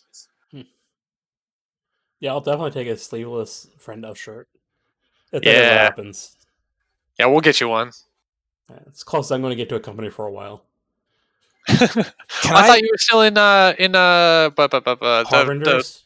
yes, the Lotus one. Yeah. No, I left that a couple months ago with Gustav. Oh, okay. Do you want to talk about it or no? It was personal no. Fair point. It's All rumor right. mongering. But I'm done with companies for a little while. It was the first company I ever joined, and so like I only did it because of friends, and I believed in the company at the time. But now it's just kind of just be a free agent for a little bit. Yeah, like it's like I don't fight that much, honestly, very much, and I don't play in battle games very much anymore. Oh, I don't play in battle games at all anymore. I fight sometimes, but companies just don't make sense for me right now. Gotcha. Mike, what were you trying to say? I was going to ask if you could make me a friend of Hybris Legion tunic, except it's just got to be more gray and a little bit of red. I don't need so much gold. If you could throw in a black stripe in there, that'd be great. It looks like you're already wearing one. I don't think you need one from me. You always miss another one, man. Dude, if you're getting a tunic from me, prepare to be disappointed. That's all I'm saying. How many? I'm not a garber. Man, I have faith in you. So when I first saw you guys come out with your colors, I was like not upset, not actually angry, but I was like, they took my fabric. I know they took my fabric, knowing that you probably actually either it happened and I'm not even kind of upset, or it didn't happen, and Morgan still has all my fabric from a tunic I asked her to make right before the pandemic hit, and I was sitting in my house for like a year and a half straight. But I had literally asked Morgan to be like, hey, here's the colors, here's the code for the colors of fabric that we need, because Bryn had very specific details. And I know that she had a whole bunch of it because she was ready to make it, and then I was like, I can't go over, sorry guys. So I don't know if you guys got that or not, but like I am super interested in knowing if that was a thing, yes or not. No, she ordered a whole new whole new bolts of fabric and all the colors for us. Yeah, All right, I don't well, think it's the same color. I think it's a little bit different. it's a little bit different, but Yeah. I'm still going to hold that to be a minor point of contention because it's fun. But it's only. It's become like this. It's the funny thing is, I think it's because there was a pandemic that when we weren't around other people. So like when we were like, oh, this color combination looks good, or this color combination looks good, we weren't thinking about what other companies might have that. So like when we came out and it was like, oh, Crucible has a really like, oh yeah, that's really close. Like I think it's like it's not a unique situation because there's only so many colors that you could ever have. There's only so many heraldries that you can have. I know the SEA has gone through this. Like I don't know how many times I've seen on like ANS. Got you, Baelnorn. How ANS Anonymous, where somebody's like, "Hey, look at my cool lion heraldry," and like half of these the golden lions that never have played in the last 5 years are like, "That's our heraldry. Get off our lawn!" And everybody's like, "Calm your shit. Just play the game and calm down." And they're just happy to be there. So there's just so much like material that we want to use for our medieval fantasy game that when it happened in one park for just colors. Like we've had meetings where we're like, okay, so there's this new company called out Hybris Legion. Like they're full of great people. They're a lot of fun times. We're gonna keep up the hating, big air quotes, guys here, but like let's not make it an actual thing. But we're gonna have a friendly thing about this. So, and everybody was cool with it. It was super cool to be like, we're gonna do this. And every time we bring it up, like I feel no hostility from anybody ever, and it's fucking great. I don't think I've ever like felt any real hostility. Like we've done all the jokes of like the friendly rivalry. I don't think I've ever felt real hostility from anyone. Matt, I haven't been to. So like I've been having some issues with a previous LARP that I was at. And yeah, funny that. They I don't want to talk about it. But it's super shady, understandable, but like just what the fuck. Anyway, so like I've gone through lots and lots of different games. I started playing Amtgard like 2000 or 2001 or something like that to get better for fighting for other LARPs, and then I saw like one or two weekends that came out, and it was just like high school bickering, like quintessential high school bickering. I was like, wow, this is not what I want to game with. I left, came back because I wanted to get better for Biko. Found I really enjoy this style of fighting. It makes me feel good when I can fight here, even though I don't think I was very good back then. But I got to fight some more and had a great time. And since coming back, there have been a few points of contention, and some like different perspectives of like battle games versus ditching or fighting and all that kind of stuff, or like how active can people be? There's that stuff. But I'm starting to feel like that's not an Inland Ocean thing. That is an Amtgard.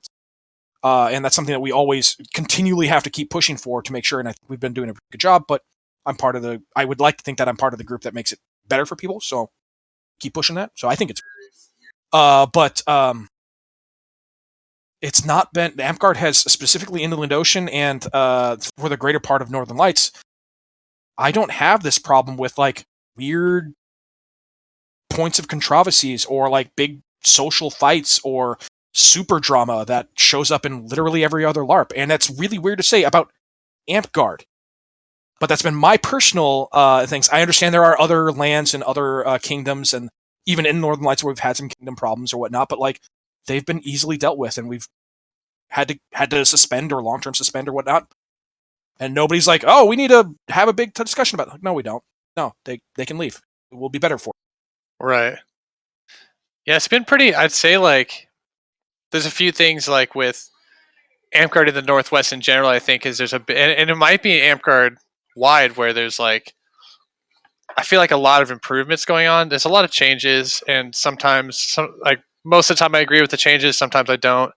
But like I'd say Amtgard in general is changing for the better quite a bit lately. Like changing up how awards are sort of viewed, not being so stingy with them and stuff like that. Like there's Stormhaven. When I was coming up in Stormhaven, I don't know about but Stormhaven itself used to pride itself on our awards are very difficult to get. So like people, you do like all sorts of work and not get awards, and they see it as a point of pride. And I look back on that, I'm like, what were you proud about? Like, you know what I mean? Like, what was great about that? Like, at the end of the day, I'm looking at like I've had conversations with Matt about like Matt's dog boy for those who are listening, and about he's like, you know, he had some concerns. He wanted to talk to me about how I feel about seemingly some awards being easier to get, and I was like, I've been doing, you know, I've been in leadership positions in AmpGuard for let's say 16 years.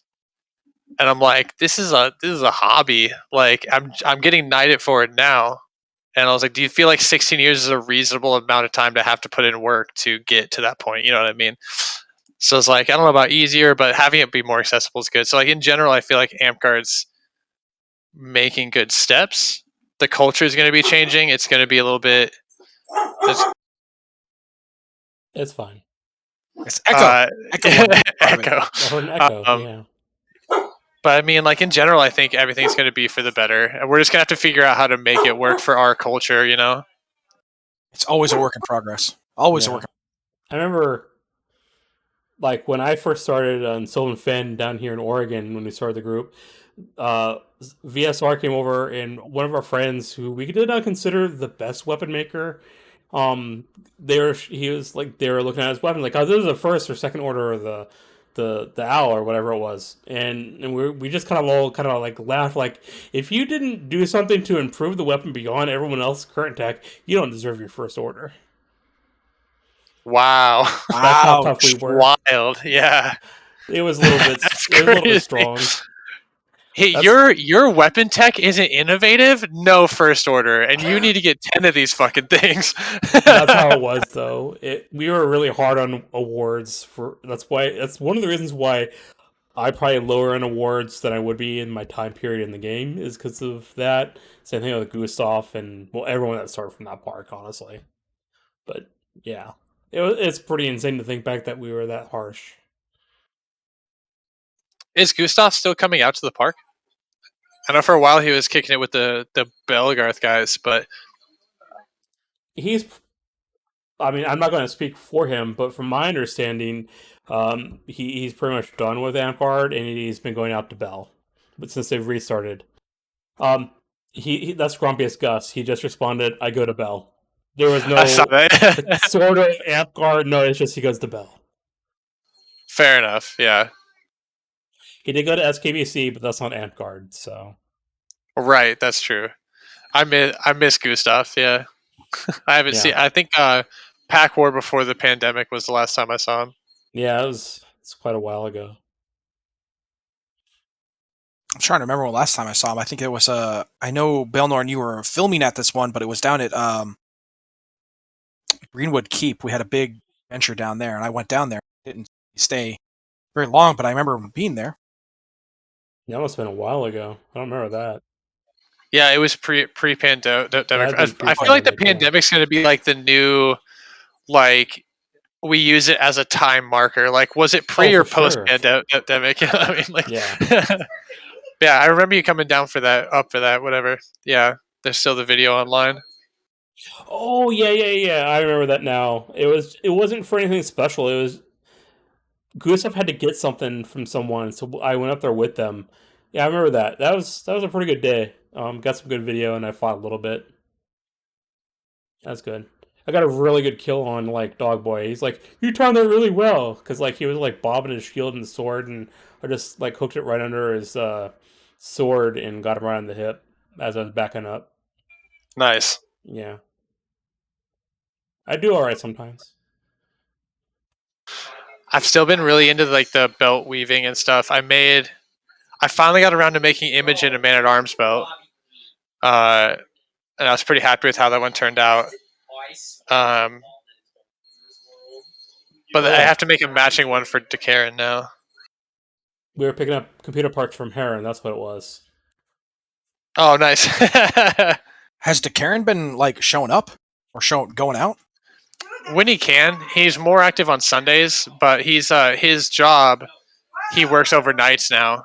Right. So he has trouble. He has trouble getting out. Like he's gone out to like a few tournaments at SM, and SM's been his spot that he's been going a bit. But yeah, he's been as active as possible.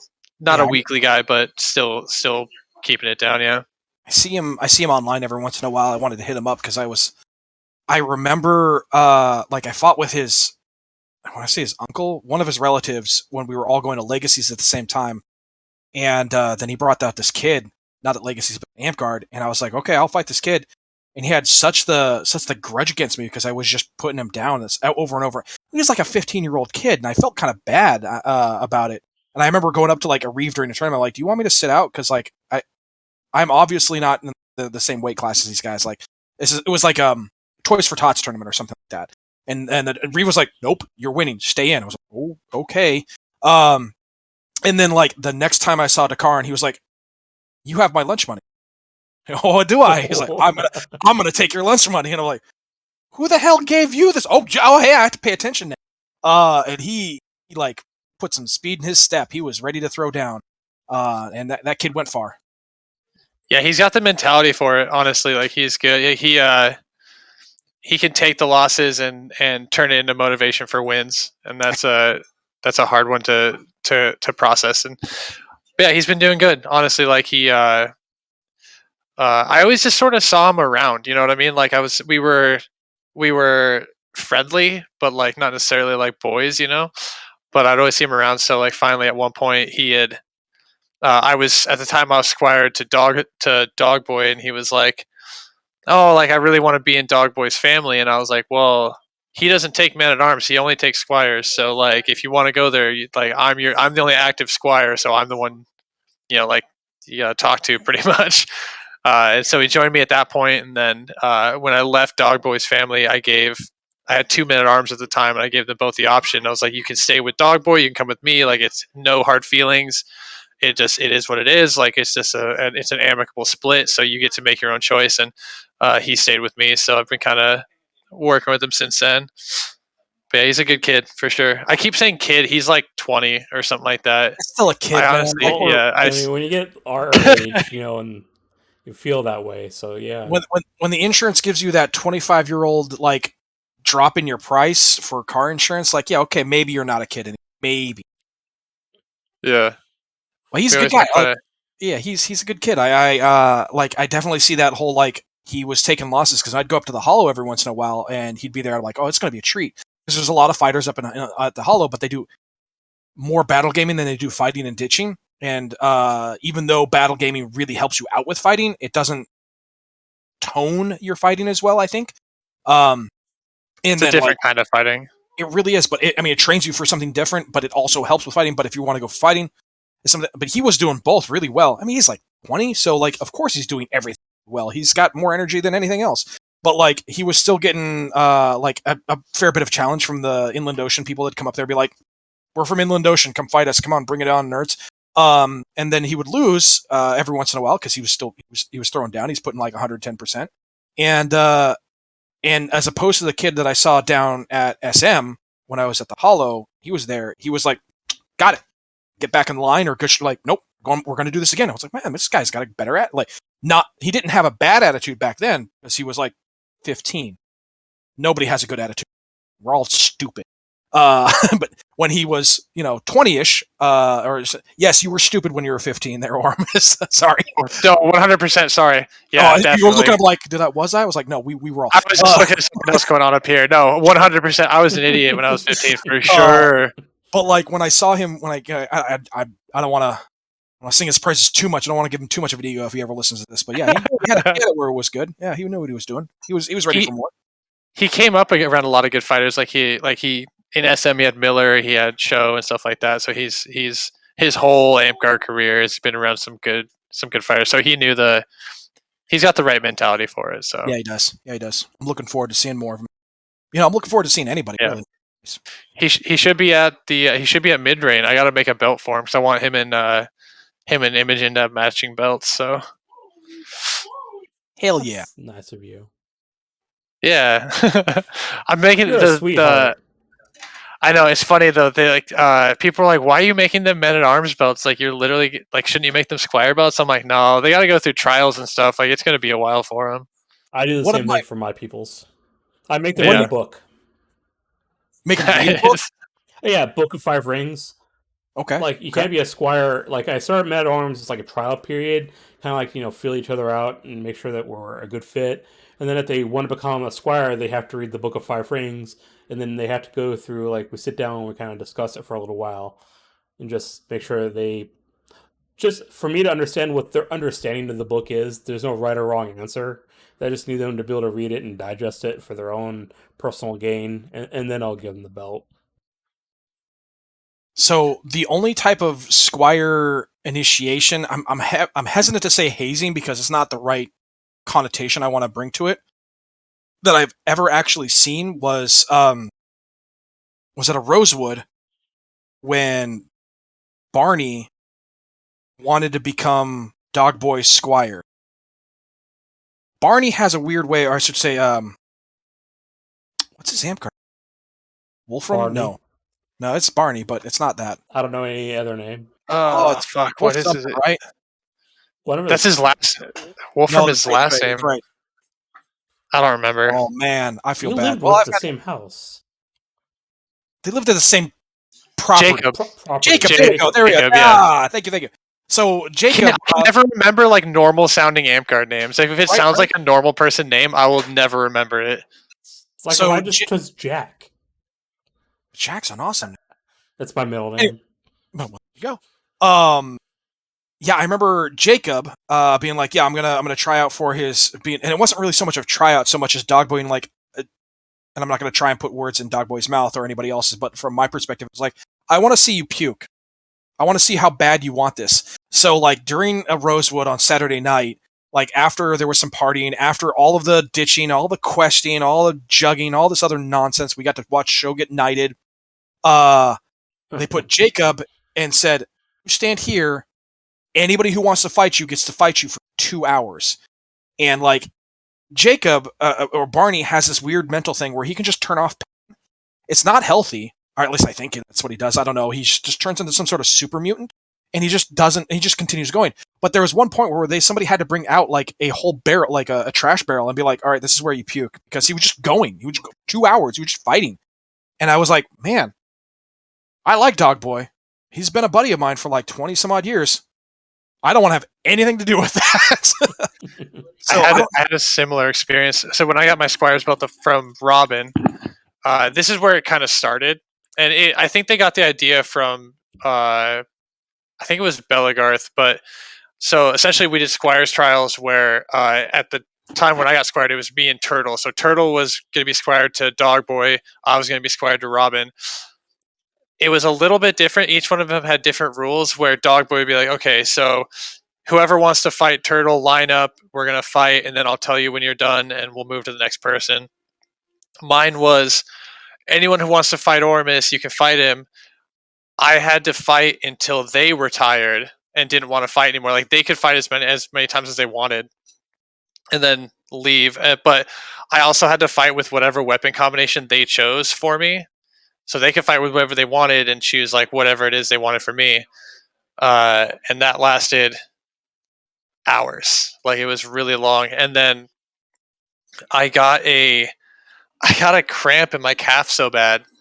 I don't know if it was a cramp or like some sort of like actual injury, but I couldn't fight anymore. And like there was like a massage therapist there. They were trying to fix it, and I couldn't.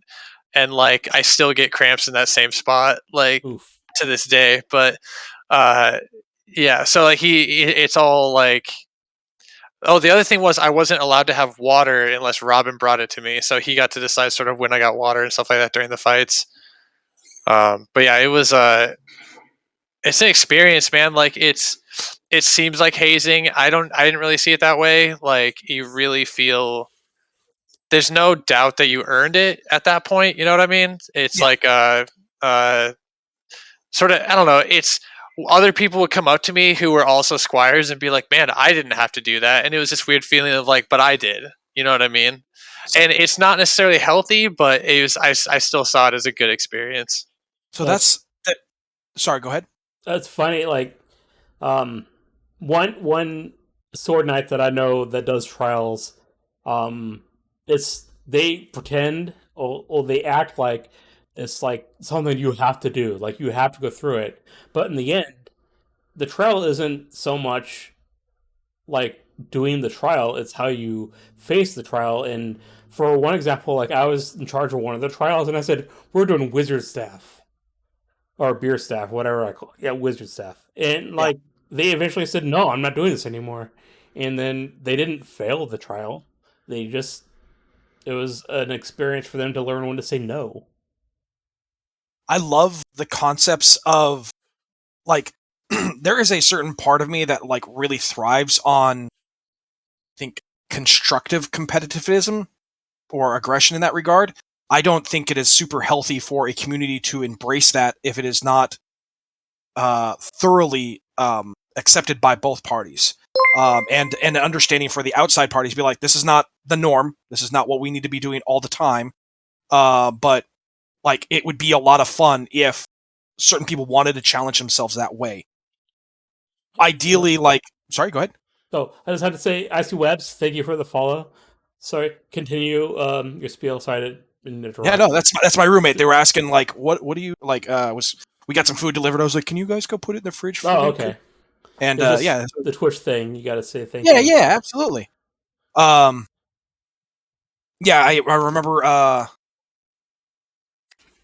thinking that like when I saw Dogboy and Barney or Jacob do that, I was like, I don't think that's an amp guard thing. That shouldn't be an amp guard thing. That is not a thing for most other people to do, and that's perfectly fine. That fact that Dogboy and Jacob want to do this so that they can have their for lack of a better term their machismo like standoff thing, which it very much is, and that's okay if you're comfortable and you're both parties are accepting of that. Go for it until you get yourself a cramp that permeates your whole existence, and that maybe you should probably think twice about that. But aside from that, it's just a lesson in learning to stretch ahead of time. Really, is what yeah, like I have learned that the hard way recently. Even with my 20-minute fights in the backyard, like I stretch beforehand and I stretch afterwards. I drink a lot of water. My BB-8 gets a lot of practice out there with some water, and for 20 minutes. But like that was 20 years of fighting before I realized I got to stretch every time, every single. 20-year-olds, nobody learns that. I know I said it when we were 15, we were all stupid. No, we're stupid. We're just stupid, probably. Yeah, I think I was probably 23 or something at the time, 23, 24, around there. Or you just don't do Squire things and you just get an iHood all on your own. I'm just saying, it's an option. There you go. I mean, so I think so. My Squires will have trials, and they'll be similar, but I don't think they'll be quite as intense. But I also want to look at like the individual. Like I don't think I'll have a specific, like there's going to be specific requirements for being a Squire, but like I don't think the trial is going to be exactly the same for each person because each one's individual and has different. Like I wouldn't put, if I had a Squire that all they wanted to do was Crown Knight stuff, like they want to be in leadership, they want to do this and that. There's not going to be any benefit to have this intensive fighting trial. You know what I mean? Like what do they gain from that? Like they prove that they're tough, but like you don't have to be tough to be in my family. You know what I mean? Like, but I think like some of the ones who will benefit from it will be the ones that do it. I think. And even if you lose a lot, there's still something to gain from fighting for 2 hours. Determination. Yeah. I mean, if you're not, you're right. It comes down to individuality, but right. And now I want to go do like an Iron Man tournament. I have a lot of fun with those. I really like those tournaments. We're doing a gladiator tournament at, well, it's not really a tournament, but we're doing a gladiator thing at Mid-Rain if you want to come. You just got to find a partner. Let me explain to you the differences between if I want to come and if I am capable. Because there has been no shortage of wanting to go to AmpGuard. None whatsoever. It's not even a little bit. Like there's been some days where it's just like, I'm not feeling so good. You know what would be a really good day? Go out and hit people with wacky bats. That'd be really great. But COVID. So what you got to do is get a mannequin. You put him in your bed and have a speaker that records sounds of you snoring with a string that runs to the door to your bedroom. I'm describing the plot of Ferris Bueller's Day Off. You can do it. For realsies though, like there have been some weeks in the months where I have not seen another living human being aside from on the internet. Like I can avoid. You've been to my house. Like it's large enough where I hear them. I know they hear me, but like if I wanted to, I could just not be seen for 3 months, and you'd all have to take into account that like maybe that's not a bot on Facebook asking how everybody's doing today. It's a big house. It's, I it's not can't. small. I'm definitely a social person. I can't handle stuff like that. Like I struggle sometimes working a job where I work by myself. Like when I spent the week or 2 weeks, whatever, training that guy, I was like, this is nice to have a partner here with me. There was times where I was like, I kind of miss like there's benefits to being by yourself. Like I just put in music. I'll listen to podcasts for like or music or whatever all day long, even while I'm working, and it's like there's nobody cares. Like nobody's ever like, why does that plumber have headphones in? Nobody gives a shit. So like, but I definitely have like one of those where I have to be around people for sure. Me and Dogboy talk on the phone every day. Like Yeah, literally, I call him at work and stuff like that. We'll talk, and I That's can't super like, sweet. yeah, I can't like go without human interaction that long. I got through some of the pandemic by realizing that astronauts are put into self-isolation for like 2 months to see if they could hack it to be an astronaut. And that was one of the saving graces of like, well, if they can do it and become astronauts and live outside the actual living sphere that this world actually allows people to do and go put themselves in the worst case scenario ever, I could do that. It's fine. I'll just live inside this basement. Never see anyone. Great. You know what else sucks is that no, never. I was going to say like Stop it. the medical therapy session of United States. No relation to the previous comments. It's fine. Nah, it's good. Yes, except Pathfinder. There's lots of times. Are we talking about RPGs now? So weekly I play Pathfinder with my roommates now. Okay. There was a time and period where our kitchen was being remodeled, and we didn't play because our upstairs was being there were lots of people here doing construction, so I couldn't go Pathfinder upstairs. So yeah, remodel. So we are talking about RPGs. Okay. The card game, but yeah, Oh, which the I card think game. which I think is actually better than the RPG. And I think it's better than the RPG only because the RPG takes either you have to tell your players, we are using these 3 books, not these 500 books. Stop bringing in this like metric load of maths to play the actual Pathfinder game, and we'll just play these 3 books. Whereas the card game is super simple and just a great time. Dude, I saw on a TikTok about a new race. I think it was in D&D, and I've never wanted to play D&D again more in my life because they have like a turtle person. Oh, the And I was turtle. like, yeah. yes. I was like, that's so. I don't even care about stats. I don't care what it has. They can't I wear want to be armor. I want to be a turtle. They have That's 7 feet fucking- AC because of the Do you- Yeah, turtle. they have Do you base want- 17. They have a shield. I just want to be a turtle. That's Do you all want I've to be ever a wanted. turtle, or do you want to be a Teenage Mutant Ninja Turtle? You can do Dude, you both. can do either. Their base movement is still like 30, so you have the full movement of a normal person. If I'm remembering right. Yeah. Yeah. And like I made one out of I made a blade singer out of one, so it was like a mage fight or a mage sword fighter. It's pretty awesome. that's never got to amazing. play it.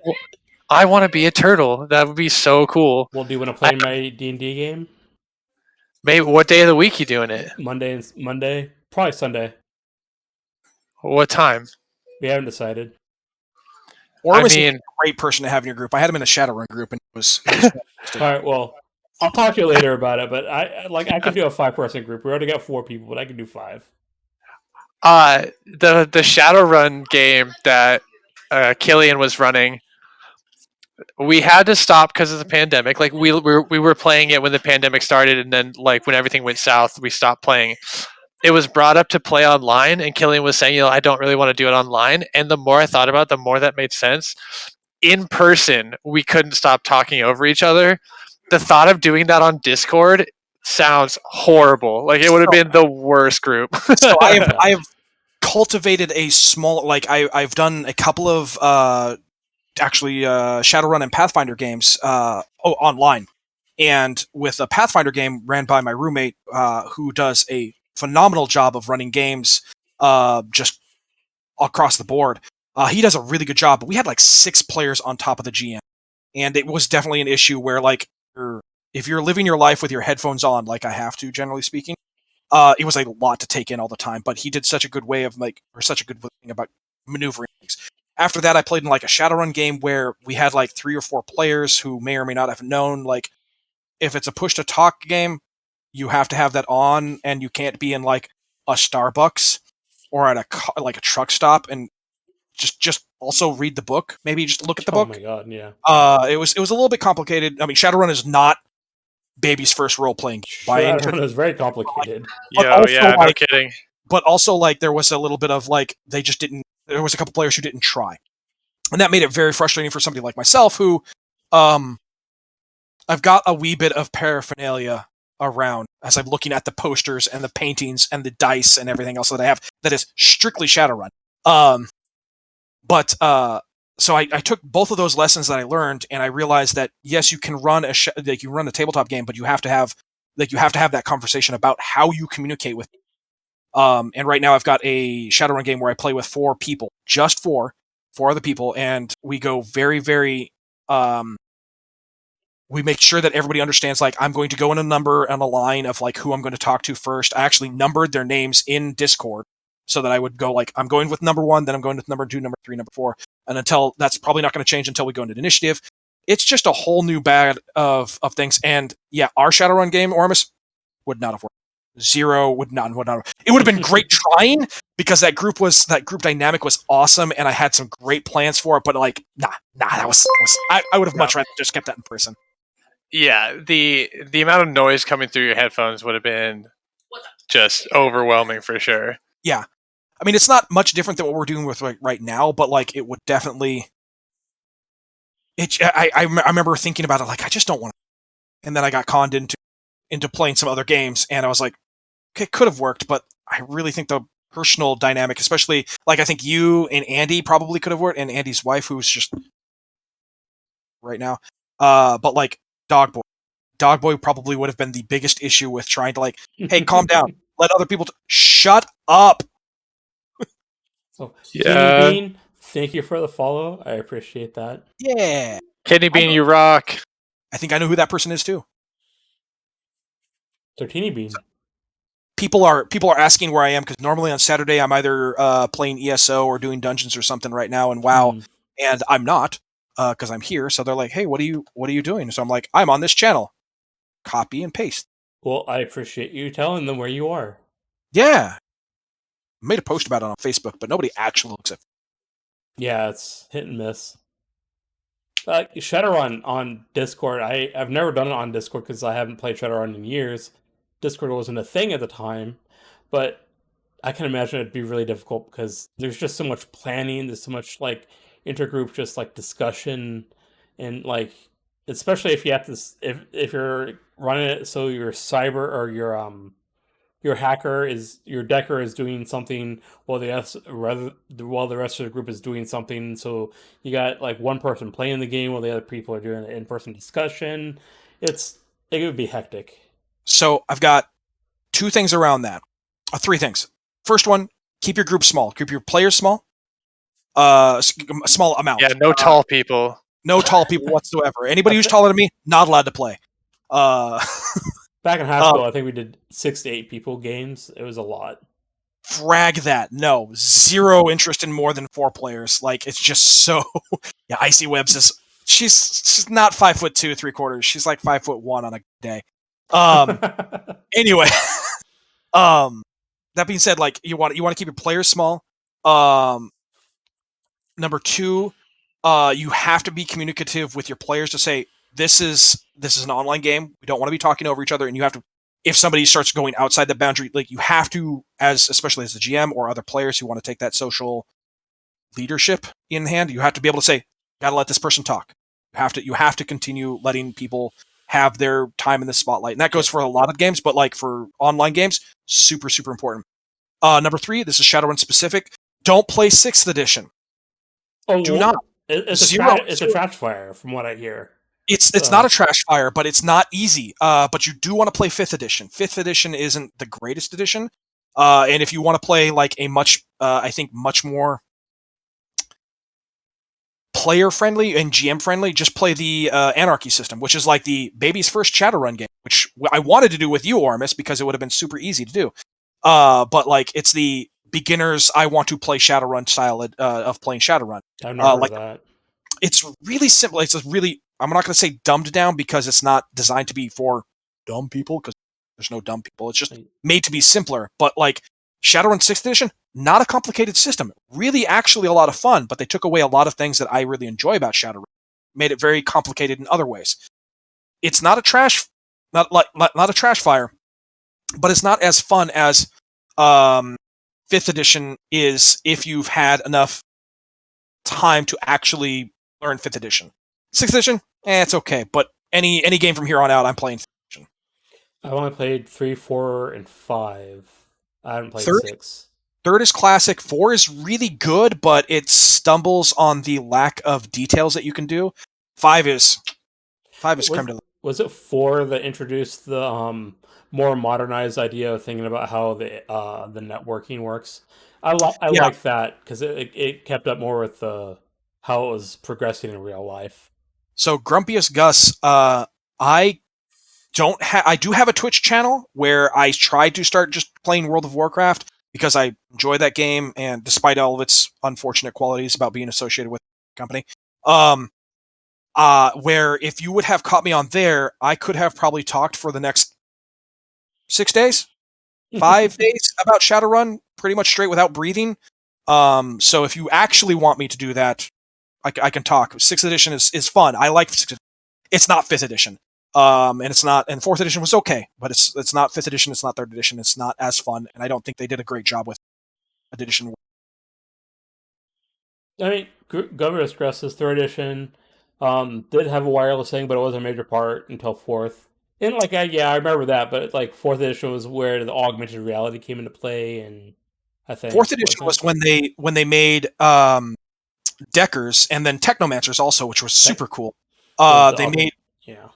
They made those guys be able to go lockstep in the initiative timing as everybody else in the, so that you had like Ormus the Street Samurai, who I can't remember your character name, just had to run, but I remember it was just it was your run of the mill spec ops grunt street samurai. Was a sniper. He was a sniper.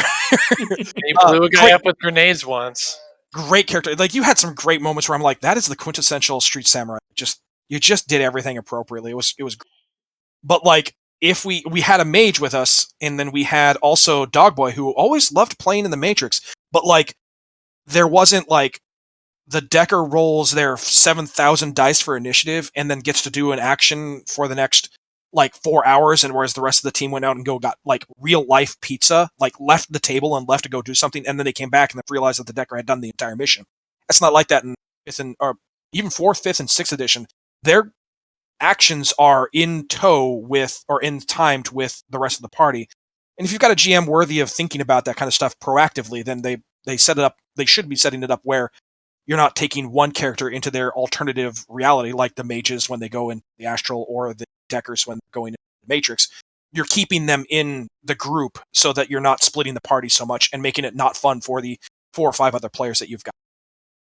Hopefully. Yeah. That was the nice thing about 4th edition over 3rd edition.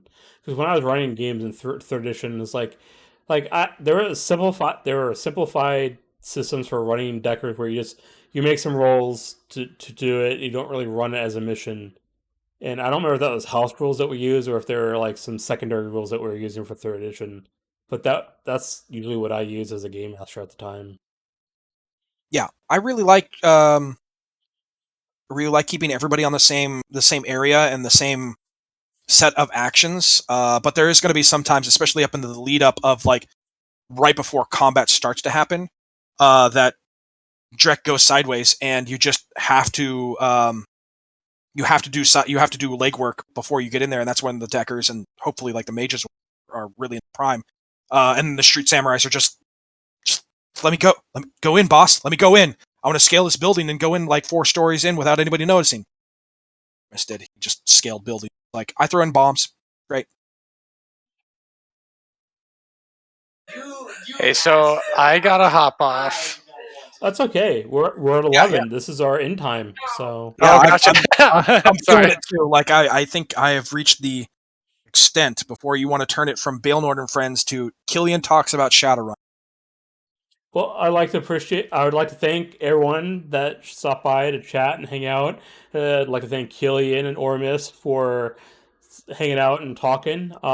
We will definitely be coming back. Well, I'll be coming back in July, and I will be bringing my friends with me, probably similar friends that I normally pick. And then, yeah, I will see everyone next month. You just got to let me know if people are getting tired of me yet.